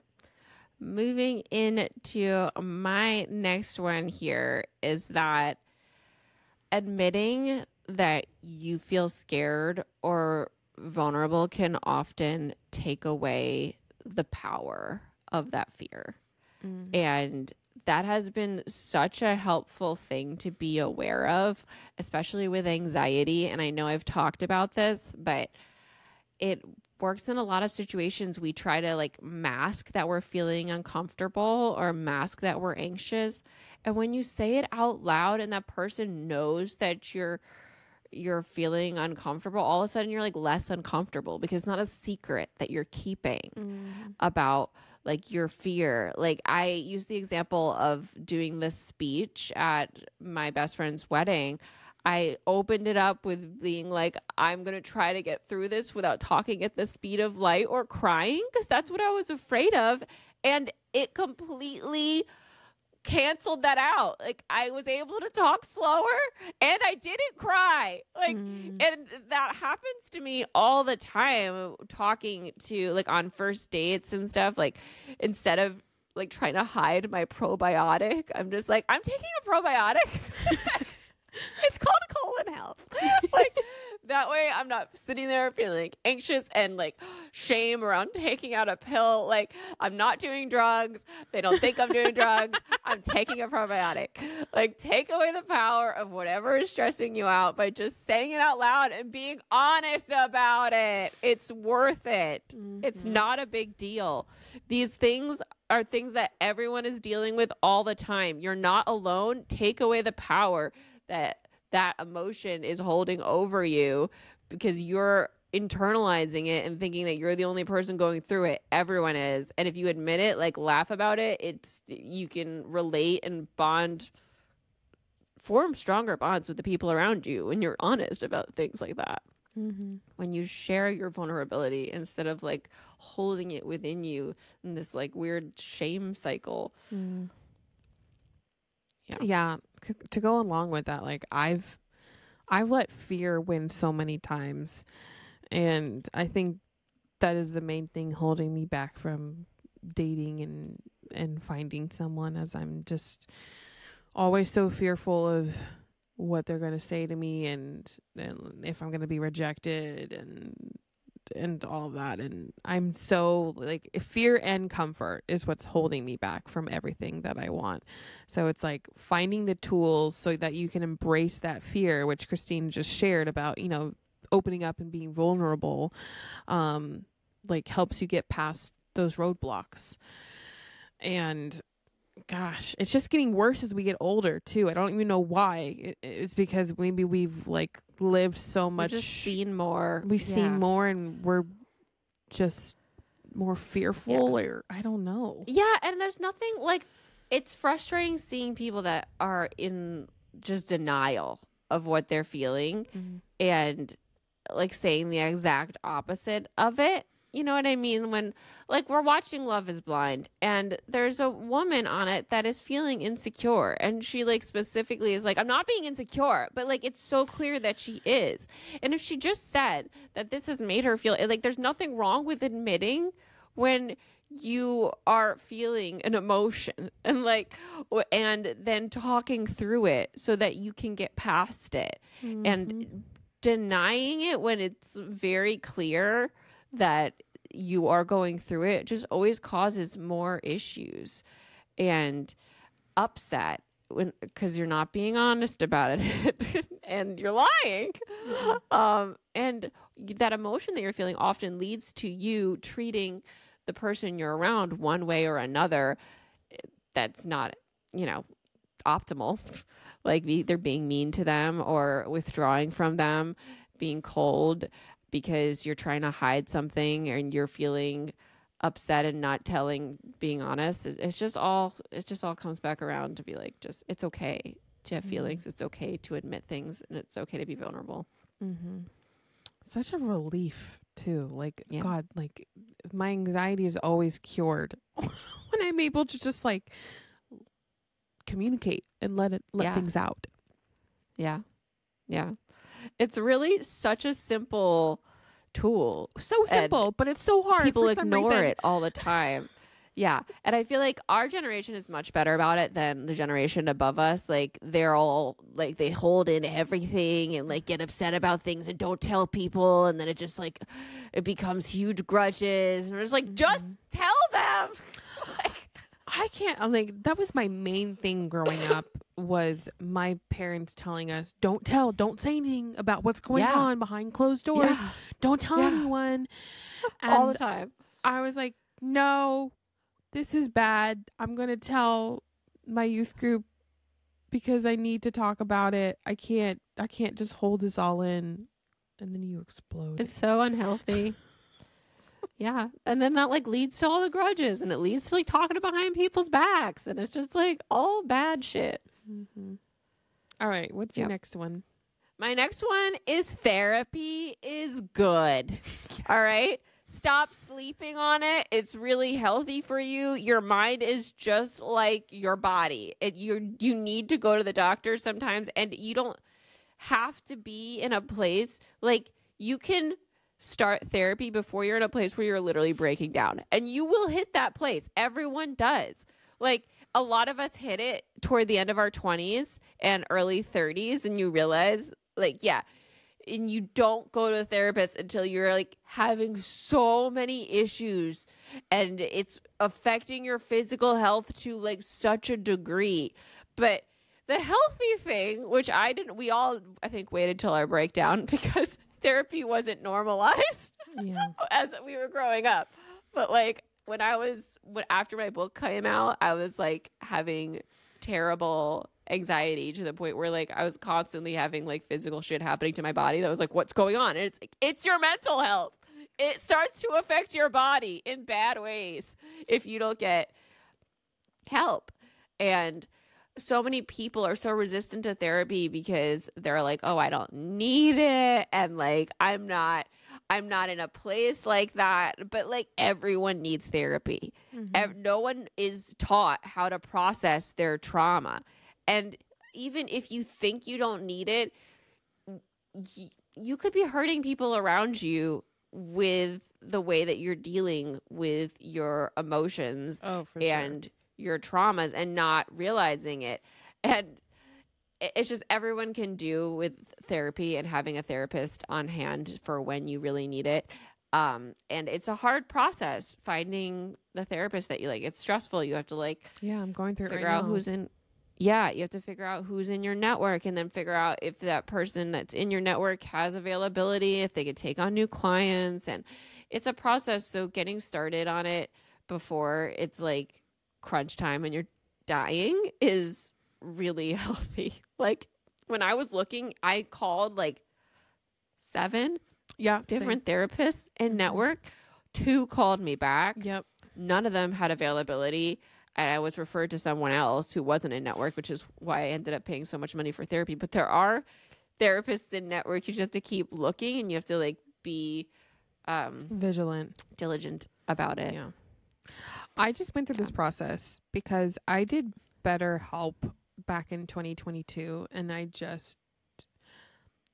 was not impressed by the care that I was receiving, and it was like $200 a month. Which is not a lot for some people, but it is a lot, I think, especially if you're not really getting the help you need. So I did that. I didn't enjoy it. And then I hit a breaking point in January just with my grief and my anxiety and all that. And I was just like, I can't do this. I need help. I need to like seek out therapy again. I had my best friend Heather drive down to help me because I'm like, I don't know how to look for a therapist. I need someone to like hold my hand through a situation. And she did, and she was there, and she was knowledgeable, and she helped me through it. So this comes to like one of my points, but it's that no one is going to miraculously show up in your life and make it better. It's always going to be you who has to do it and make the decision, but there will always be help to guide you along. So even though you're going to have to be the one that shows up for your life, you can still ask for help from others so you don't have to do it alone. And that's my biggest thing is I always feel like I have to do everything by myself, but I'm like, I've learned so much just to ask for help because it's an ego thing to do it by yourself or to say like, I can do it without help. I can do it by myself. But it's also fear. Like people are afraid to ask for help. I think that's like what mine is a lot of the time. Like I'm not afraid for them to help me. Like but I'm afraid of what they'll think. Like if I ask them if I'm annoying, because like it's another thing about like another way of being smaller is not having to ask people for things. And be annoying, quote. Yes. Yeah. I guess, there's fear in that as well. But therapy is good. Therapy is good. Therapy is good and helpful. And sometimes you don't realize how helpful it is until you've been in it for a while. Like it's one of those things that's a slow burn. And after a few months, like you start to understand so much more about yourself and how you react to things. Even if you think you understand it, like there's so much more because unless you like majored and you are a therapist, like you're not as in tuned to that way of thinking. and you learn so much about not just yourself, but about like the people around you, and you're able to be more empathetic and helpful to other people going through different things around you, and just cognizant of why they're treating you in these different ways. So it helps with resolution, like resolving conflict, because now you're more aware of like maybe what they're going through, this or that. Cheyenne says, and make sure you actually like your therapist. My old therapist told me when she was moving across country that I needed to date my therapist to find the right fit. And that's so hard. She did say, and that's so exhausting. And like, you did all this work. You called your insurance company. You called all these people. Yay, you finally got an appointment. And you're like, ugh. Like I've just gone through this in the last week. I talked to a psychologist, and then she's like, yeah, like, definitely do therapy. And I'm like, wait, I thought you were going to be my therapist. No. Yeah, it's hard, man. Yeah.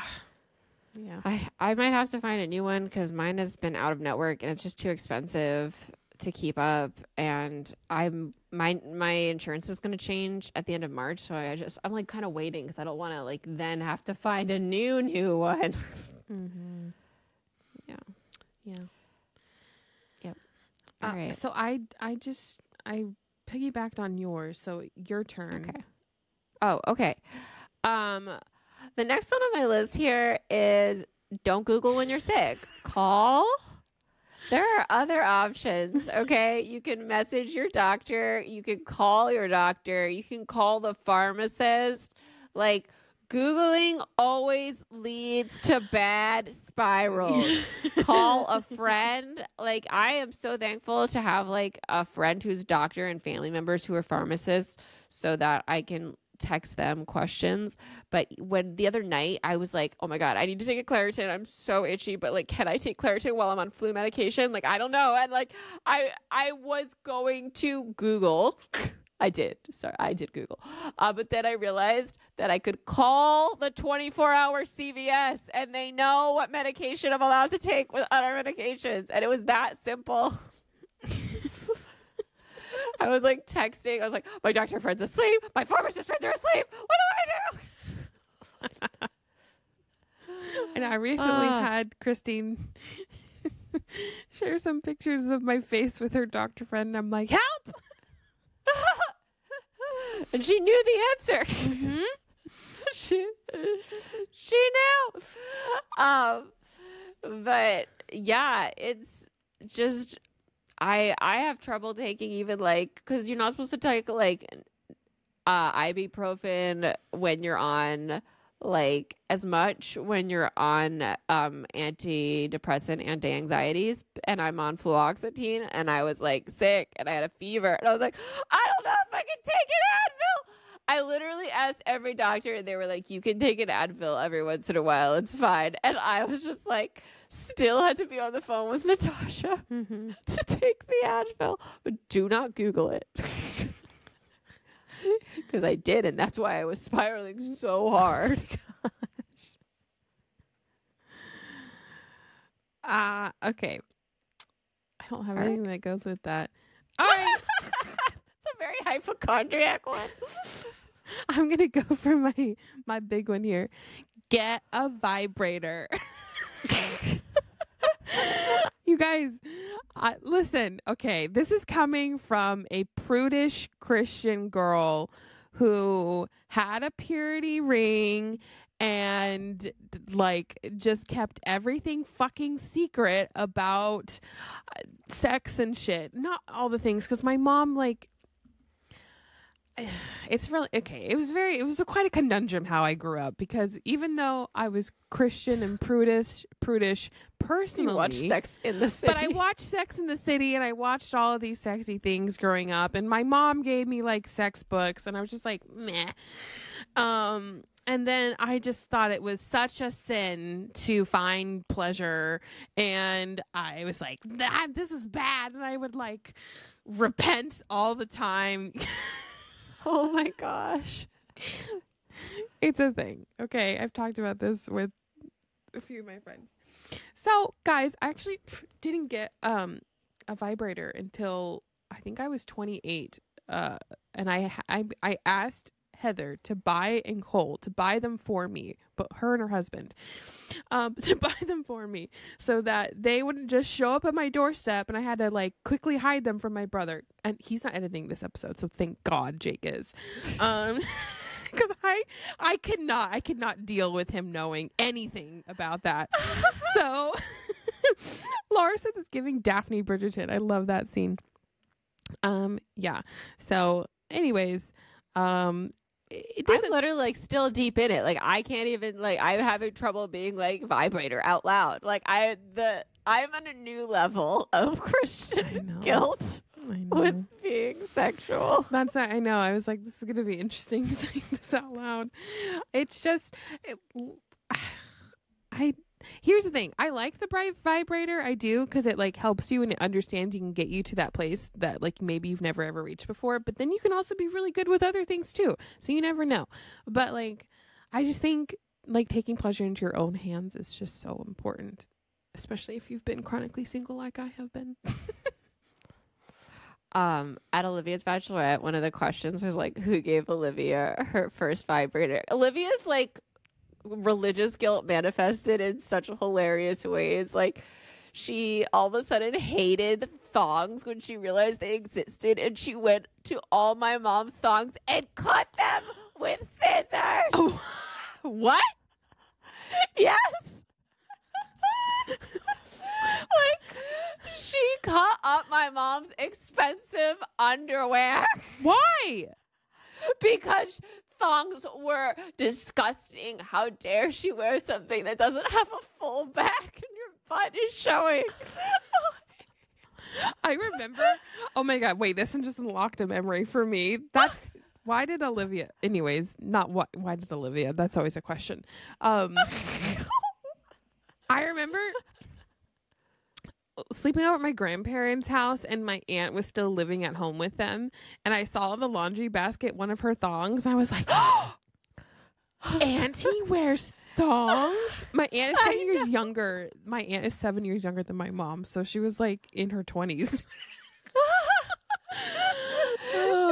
It's just so funny because like I was scandalized by thongs too. Like I didn't wear a thong until I was like in my 20s.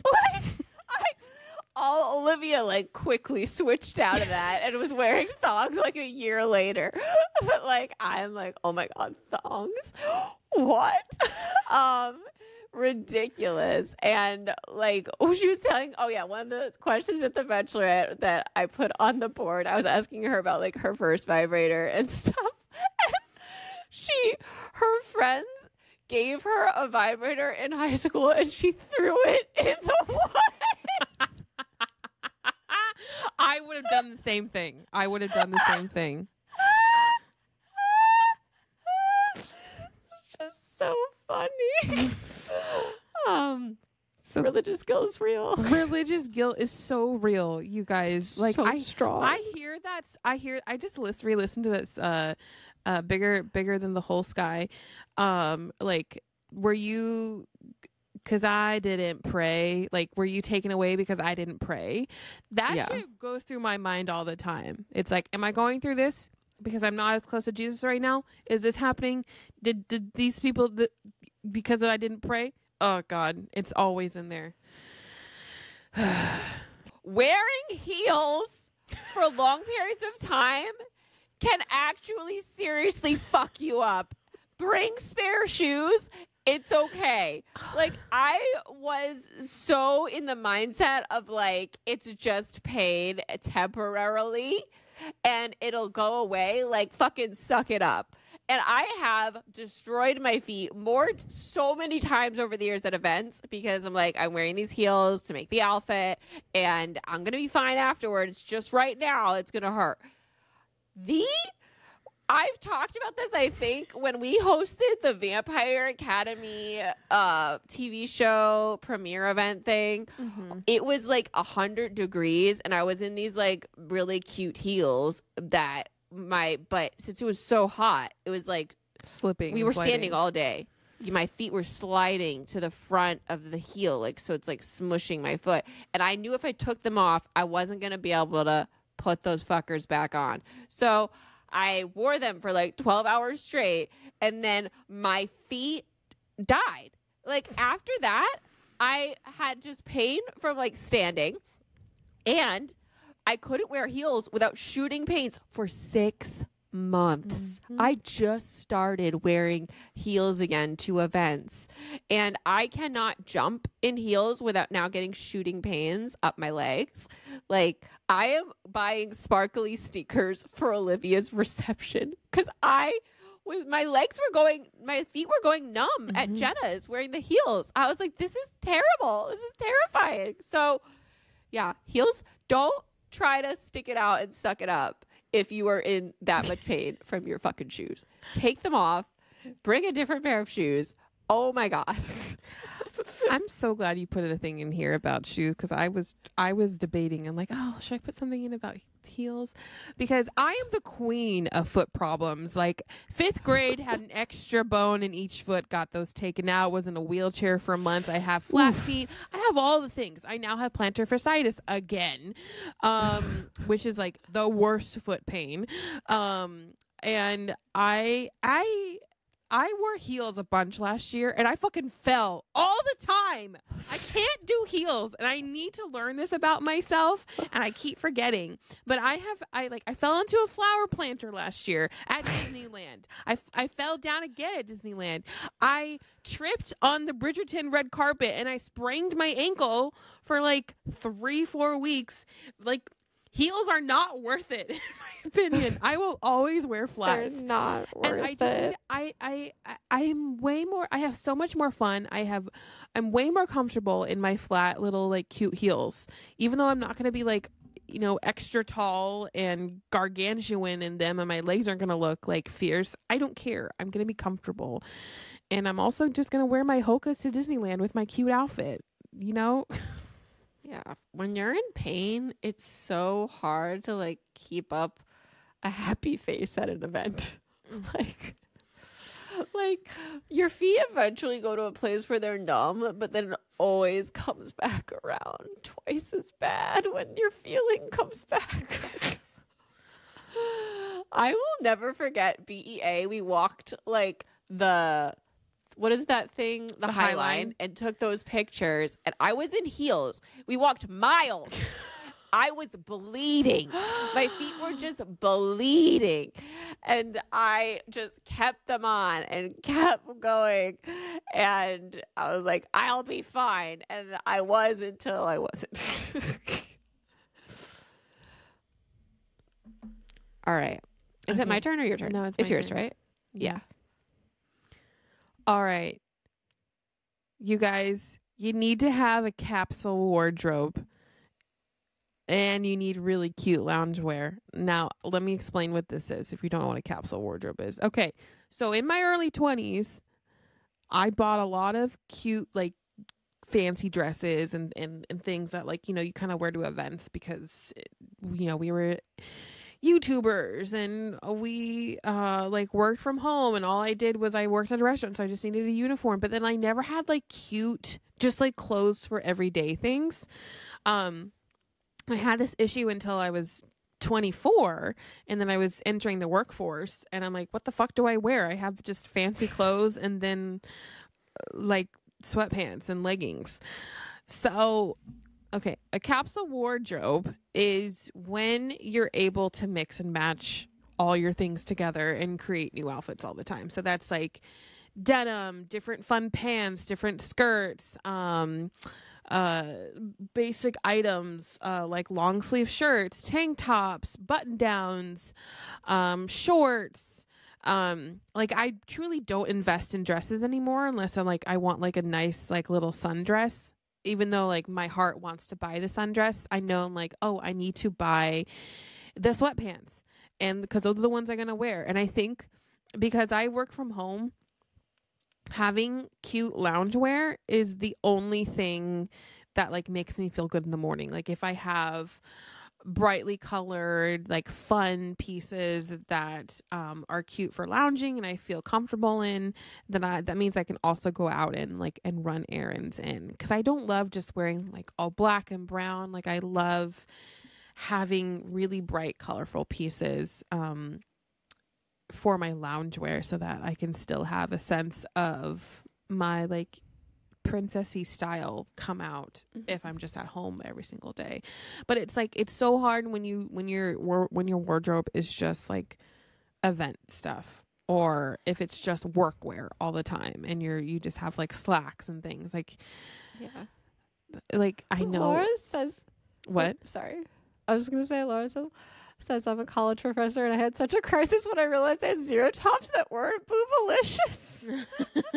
I had to buy so many shirts. That's so funny. Yeah,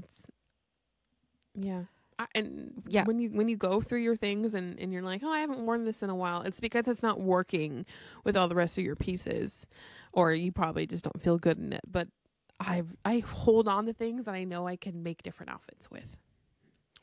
Yeah.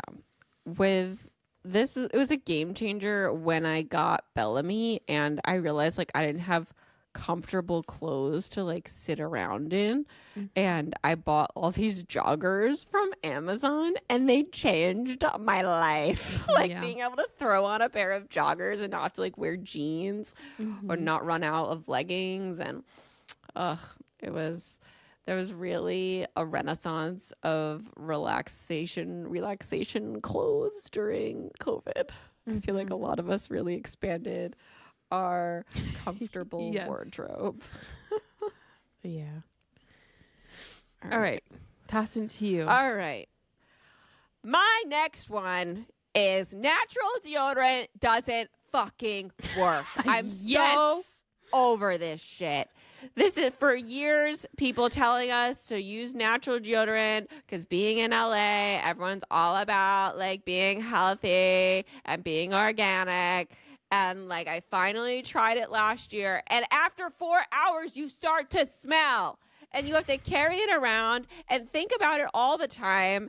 And at Jenna's wedding, I had it, like, I just got off the dance floor, just reapplying along the sidelines. And my mom was like, Christine, I see you putting deodorant on. And I'm like, I don't care. I don't want to smell.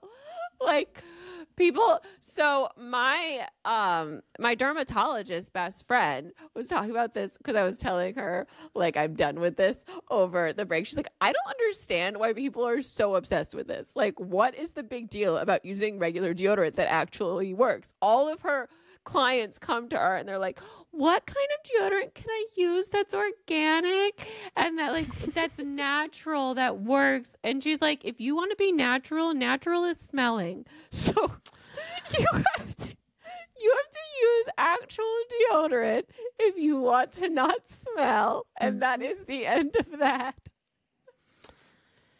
Yep. The funny thing is like it's like people will go, they'll do the thing, they'll make the switch for the natural deodorant, and then they don't actually think about what else they're putting in their body that also has chemicals, which is all of our food, all of your makeup too, if you're not using just like clean beauty, which is expensive. Like it's just like literally everything can cause issues, and to like take away the deodorant, then you just smell. A million other things you're using that can be considered dangerous for you in some way or another. Yeah, it's hard out here. It's like literally everyone out here is obsessed with like natural deodorant, and then like someone will smell and you're like, you know that they use natural deodorant. Just know it. I literally was carrying the deodorant around in my purse so that I'd have it at all times because I never want to be that person. I hate smelling something like, what is that? And then being like, it's me. Like, fuck this deodorant. It doesn't work. Especially when you get anxiety sweats. Like, that shit can sweat through regular deodorant, let alone the natural deodorant. Please. I've never smelled you, Christine. You never smelled bad, so I don't think you need to have that worry. I've smelled other people and they smelled bad, and I will let them know.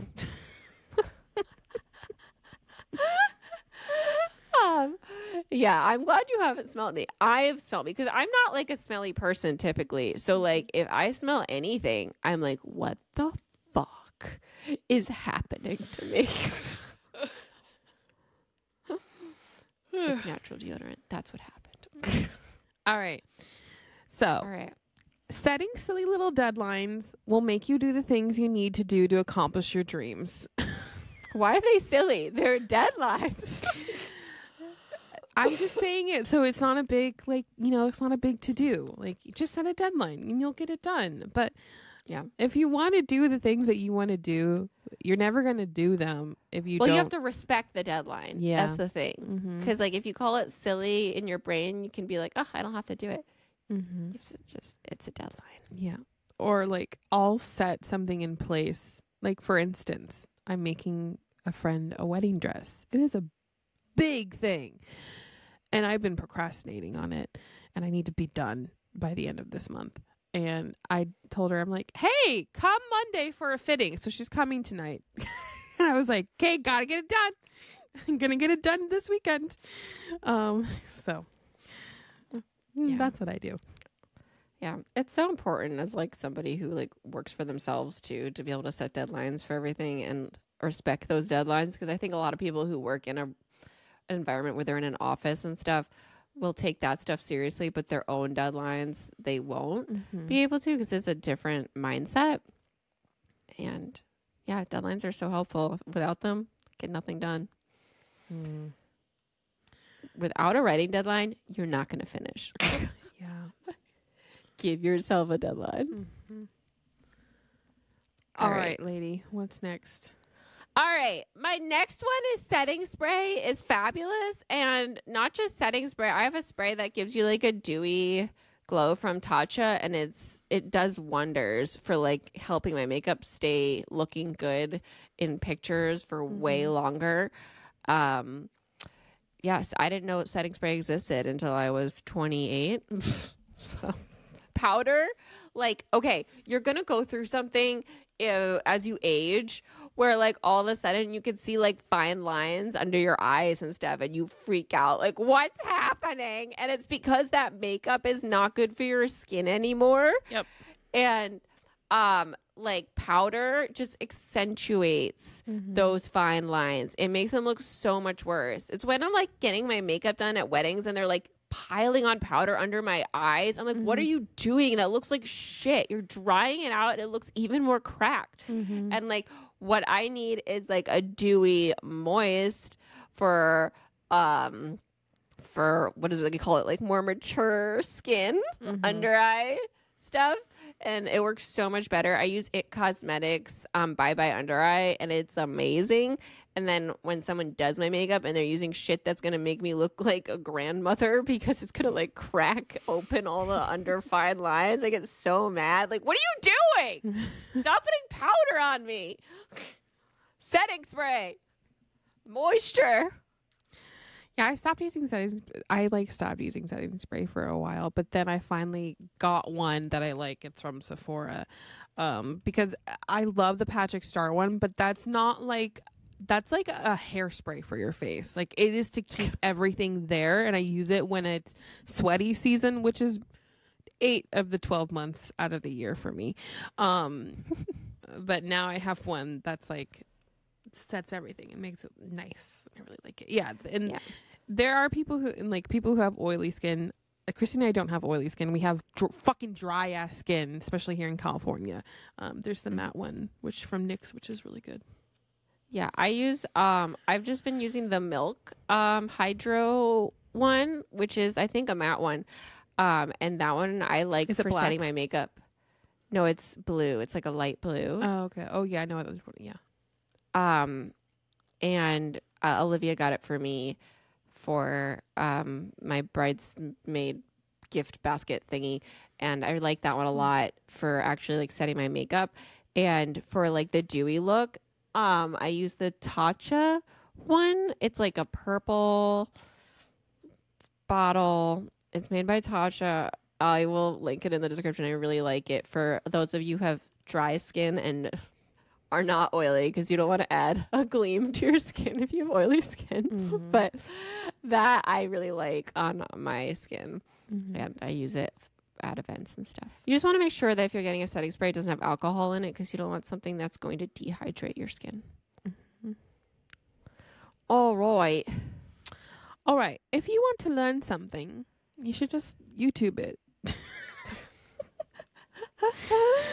Google that shit. This is how I've learned how to sew. Everyone's like, oh, how did you learn how to sew? Yes, I had like grandma and mom who taught me how to sew. But like, honestly, sometimes the real way to learn is just to like go like look for yourself. That's how I learned how to edit videos. That's how I learned how to do a lot of things. Is I just the YouTube internet is a resource. It's a plethora of knowledge. All right. My next one is good sheets are a good investment. Nice sheets are going to keep you comfortable and cozy and give you good sleep for a long time. And it's worth it not to get those shitty 200 thread count sheets when you move somewhere. Don't buy that shit. Never. I have the Brooklinen ones, but like they're not my favorite. I feel like they could be softer. They were just like marketed to me by every single podcast that ever existed. But like Brian was my secret Santa and I wanted good sheets for Christmas and he got me these like really nice bamboo ones and they're so nice. It's so nice to slide into bed and be like wrapped in nice sheets. I love that feeling. Clean sheets too. Clean fucking sheets. I have these really great sheets from Amazon. It's like I think they're $40. I think that's still like a good price. My cousin, every time she's here, she's like, "Your sheets are so amazing." I'm like, I know. See, I'm talking like the $150 sheets are worth it. I'm not joking. My sheets are really nice. I've had them for like 4 or 5 years. I will drop the link. I will. Now the thing is, here's the thing. They're not good right out the bat. Like you gotta wash them. And then it takes like a week of sleep and then wash them again and then they're amazing. Yeah, my mom she invested in a nice pair of sheets from like Bowl and something. Crate and Barrel? Really nice. No, it's something with a bowl. It's not Crate and Barrel. But I think hers, I would go those and not Brooklinen. I liked hers a lot. I'll have to look it up and link that shit. All right, what's next? Okay, all the magic you felt growing up with your family around the holidays is only going to be achieved if you keep those traditions going into your adulthood. So this is an older daughter syndrome, or those who like to be like Susie Homemaker. But like I truly found that if I want my family to be together and stay together and I have to be the one, it feels like it's the weight's on my shoulders, is like to keep it going and to invite people and to have those family get-togethers, because like if you don't, it's gonna die out and then you're not gonna be able to keep that going for your children in the future if you decide to have them. Yeah, very much changes. The dynamic changes once the children start getting married and having spouses and stuff. Like things just start to like drift apart. And if there's no person being like, okay, I want to invite people over, I want to see you, I want to, we're doing this for this holiday, it kind of drifts away and you don't have those fun family gatherings anymore. Yeah. That's like Thanksgiving after the divorce every year. It'd be like, when's mom's giving and when's dad's giving? Yeah. Really blessed to have 2 Thanksgivings for quite a long time, and it was the best. But it was like when it wasn't one's turn, I was like, wait, but we're doing mom's giving, right? We're doing dad's giving, right? We never, like when my aunt and uncle got divorced and my cousins, it was every other year, and it's still like that now. And it's so frustrating because like she has a child, Taylor has Bodie, and it's like this Christmas they didn't come down because they were spending it with their mom. I'm like, why is this still happening? I hate this. I just want to see my family. Laura says, my friend whose parents are divorced make them call a truce and do Thanksgiving at her place because she says absolutely won't deal with 2 Thanksgivings. The key to 2 Thanksgivings is having them on separate days. Yes. You can't do Thanksgiving and just switch places. That ruins the magic of like not being able to hang out with the people all day to like have to switch to a different party. But we usually do ours like in Thanksgiving week, separated by however many days we need to separate them. And then it's 2 different events with 2 different groups of people. And I hate not being able to see a group of people anymore because all of a sudden, like, there's a divorce or like this has happened and blah, blah, blah, blah. Yeah. It's a little hard when the family's in different states. And I know, like, you're the only one who probably lives out of state, but it's, it's hard. And it's hard, like, to call a truce if, like, it's a really toxic divorce. Oh, yeah. There's no trucing. It was really funny at one of the weddings. A relative came up to me and was like, I hope when you get married, your mom does something too. And I was like, I'm sorry, what? What? When I get married, there's one wedding. There's no separate. What? Because those siblings hold grudges and like don't talk to their other siblings. And I'm like, there's gonna be one and you're gonna have to come to it. Like, everyone is trucing for my wedding. Oh my Lord. Yeah. Jesus Christ. Dude. I hate that. Okay. Yeah. All right. It's your turn, right? Yes. Okay. A shower and a phone call with a friend will do wonders. It really does.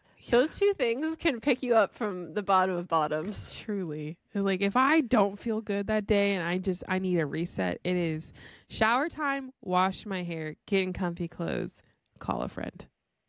Or call a friend. And then she's like, okay, get in the shower. Yep. Sorry, Sophie just said, imagine for Olivia. Hopefully there's no drama. We're really crossing our fingers. There's already been a lot of drama. All right. Yeah. Showers are magic. Piggybacking off of that, this isn't mine, but I just want to add. Showers can turn around your whole demeanor. And I feel like most people have probably realized that by their 20s. But like, showers are glorious. Showers can help you get through ideas, can help you work through something you're trying to solve. Just don't bring your phone in the shower if you're trying to solve it. That is a habit I've been trying to crack. I'm like, I can live without my phone while I take a shower. Yeah. No, if you're trying to think through a plot point, leave your phone outside of the shower. I use that time to think through like my sewing stuff because like I'm like, oh, wait, do I have to do this? And then then this piece sews together with this piece. Like, truly, it is a great thinking place. Yep.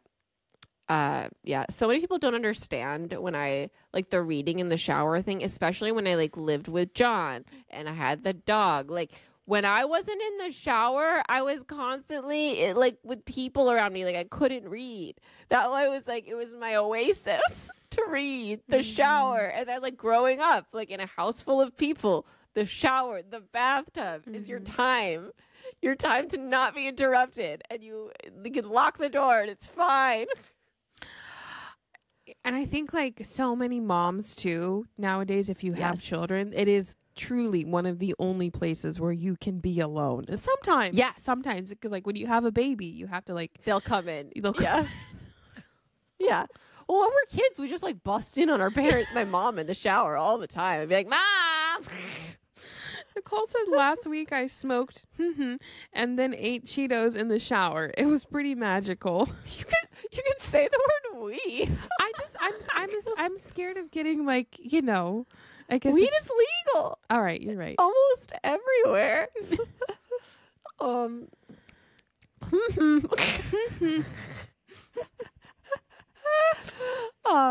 I just had something to say about the shower and I totally lost it. what were we saying about moms in the oh, I feel like dad's equivalent, like boys equivalent to the shower, is just sitting on the fucking toilet Yes. taking a shit. They literally just sit there forever. 20 minutes. Because that's their time. No, like an hour sometimes. Oh, yeah. It's ridiculous. And then they wonder why they get hemorrhoids. Like, just take a shower. Like in the last 3 months, I think I have scared all of my man friends about this, because we've now learned a lot. I've learned a lot about this through all of like my friends' husbands. And I told them, I'm like, that's how you get hemorrhoids. If you're sitting on that toilet, the toilet is a vacuum. It is pulling your butt down, and that's how you get hemorrhoids. It's also open. Like everything's open, so it allows the things to form. Yeah. Mm-hmm. Yep. Yeah, boys. Living with a boy, I hated that. I was like, what the fuck's going on in there? It's been way too long. Get out. They're not properly educated on hemorrhoids. Alex does not do that, because we know. Oh my God. All right. The next thing, is it my turn? Yes. Okay.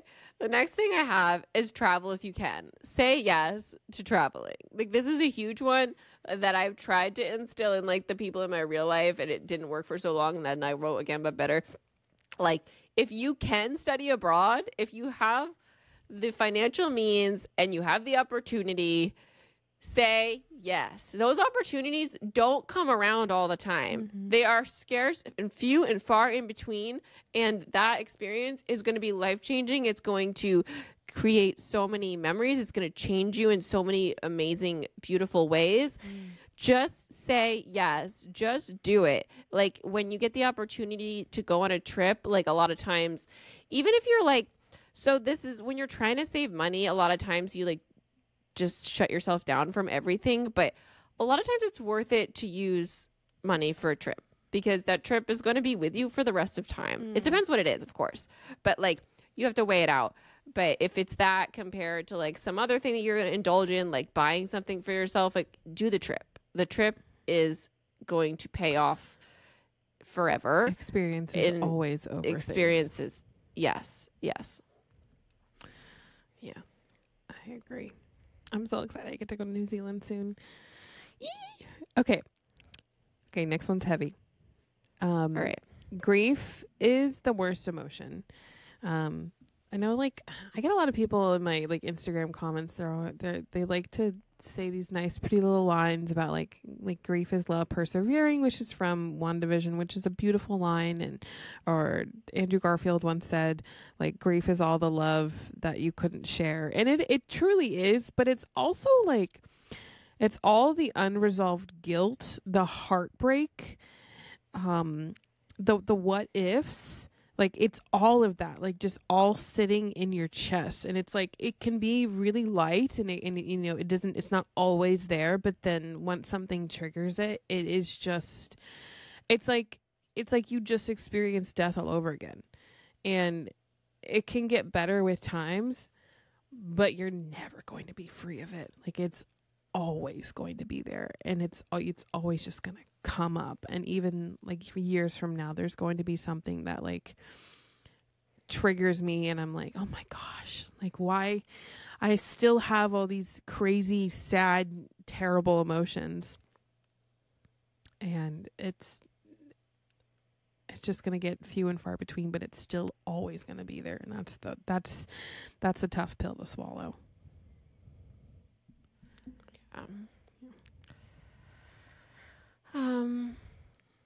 Yeah, it's heavy. Yeah. My next one feels very dumb. Next. I'm wondering what Laura said. She goes, I'm with you, Natasha. Yeah. Grief is pain. It can be hard sometimes to enjoy the happy memories because the grief is so heavy. Yeah. That's another big thing too. Yeah. All right. Take it away. All right. Electrolytes are your friend. They really are. Electrolytes are so helpful. Always carry around a fucking pack of electrolytes in your purse, and it's going to save your life when you least expect it. Like, I don't know what would have happened to me when I had to run that mile to the airport with all my bags and Bellamy on like for the Christmas flight if I didn't have a pack of Pedialyte in my bag. Like I was shaking. If I didn't have water because I was going to the airport. Like I was dying, and that Pedialyte made me feel so much better. When I went to fucking Nevada to visit Katie, and she was helping me. I was looking at apartments for a time because I wasn't sure if where I was going to live, and it was 110 degrees every day. Just going outside for a second had us feeling like woozy and terrible, and back because you couldn't even get cool in the car. And Pedialytes saved our lives, like Truly. And now like over The Bachelorette, Olivia's got me hooked on this Ultima electrolytes because they're healthier to have every day. There's like nothing bad in them and like not as much sugar or whatever. It's just healthier option that you could have every day. Pedialytes for like when you're sick and stuff. And I just put a scoop in my water every morning, and you just feel more alive. Like it just gives you energy. Like your body needs electrolytes. You need to be hydrated. We're made of water. Made of water. Yes. All right. My last one here. Oh, last one. Shit. All right. Don't get a husky. Oh, okay. You guys, I love my dog. He's literally right here. I love Nico so much. He was not my decision. Okay. He's Alex's dog. So if he ever moves out, Nico's going with him, but I'm still his mama. But they are the main thing about huskies is that they're so fucking smart. He's smart. He talks. He sheds so much. Like 2-3 times a year he blows his coat and it's just like snow has fallen down in the house and I have to constantly vacuum. But the biggest thing about them is that they need to be exercised all the time. Like when he's fine now because he's old. He's senile. He's not senile yet. He's still young at heart. But like when he was a baby, like from 8 weeks to about 6 years old, he needed like 3 walks a day for an hour, and he needed to wear his little backpack on him with water bottles because he just had so much energy. And when they have all that energy, they do bad things and they wreck your house. So I will never get a husky ever again. I love him so much. Never, ever, ever, ever, ever, ever. Yes. And they're stubborn. And he's like, yes. Cheyenne said, I heard huskies are so stubborn because they were bred to be snow dogs and go on their instinct rather than listen to their owner, if that makes sense. Yeah. Oh, man. All right.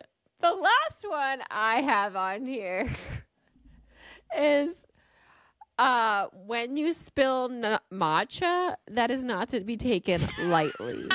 You must clean it with severe cleaning products or there will be repercussions.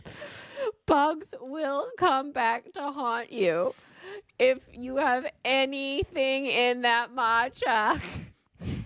And I get the fear that strikes in my heart when a drop of my matcha gets on my car now.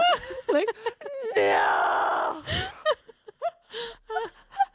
Like, I am so scared. I'm like taking the antibacterial I have like in the car door. I'm like spraying it on the spot. Trying to get it alcohol out. Like, matcha creates problems when it spills.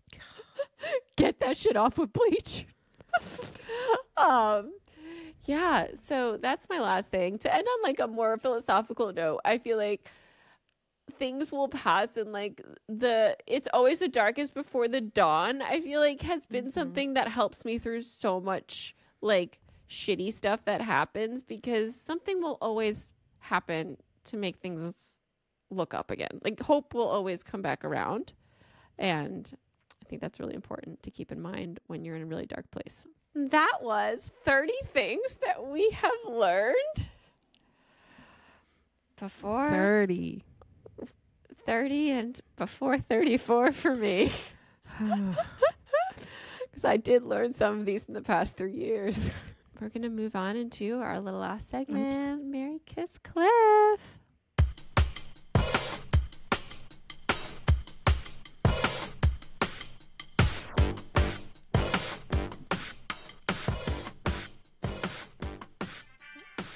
I didn't write anything down for this, so we're just gonna pull it out of my ass. Mary Kiss Cliff. Nico Bellamy. What are you doing? No, that's really bad. I can't do that. Don't do that. Not our children. All right. TikTok, Instagram, or Twitter. Have we done this before? We've done something like it, but I can deal with this. Instagram, I'm going to Mary. Twitter, I'm going to Kiss. And TikTok, I'm going to Cliff, because it takes all of my attention and makes me feel like a shitbag. I'm going to definitely marry Instagram. We're kissing TikTok, and Twitter can die. Oh. The thing I love about Twitter is that, like, I can get on and off of it. I don't have to I will sit there for a long time, but, like, I don't feel as sucked in as I do with TikTok. Like, I don't feel like it's sucking my life away. Yeah, it's true. Yeah. I just love Instagram. I remember when everyone was like complaining about like, we don't like that it's being a video, like it's being just like TikTok. I really feel like it's found its footing because I love all the things. Like I love my explore feed now. I love the Reels page. I love scrolling. I love stories. Stories is the best thing that has ever happened, I think, to Instagram. And that's my favorite thing. I love Instagram too.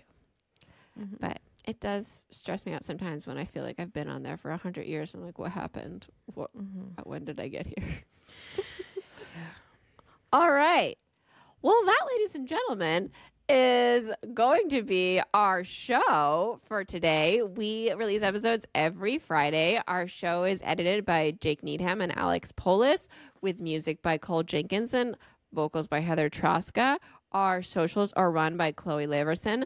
She's amazing. Make sure you're following us on Instagram at Those Four King Fangirls, on TikTok at Those Four King Fangirls, on Twitter at 4FangirlsPod. We are everywhere. Of course, YouTube as well. And we are so grateful to have y'all here listening. Thank you so much. I'm Christine. I'm Natasha. We're off to go record Fangirl Tea Time for those of you who are patrons. That'll be starting in just a minute. Bye. Bye.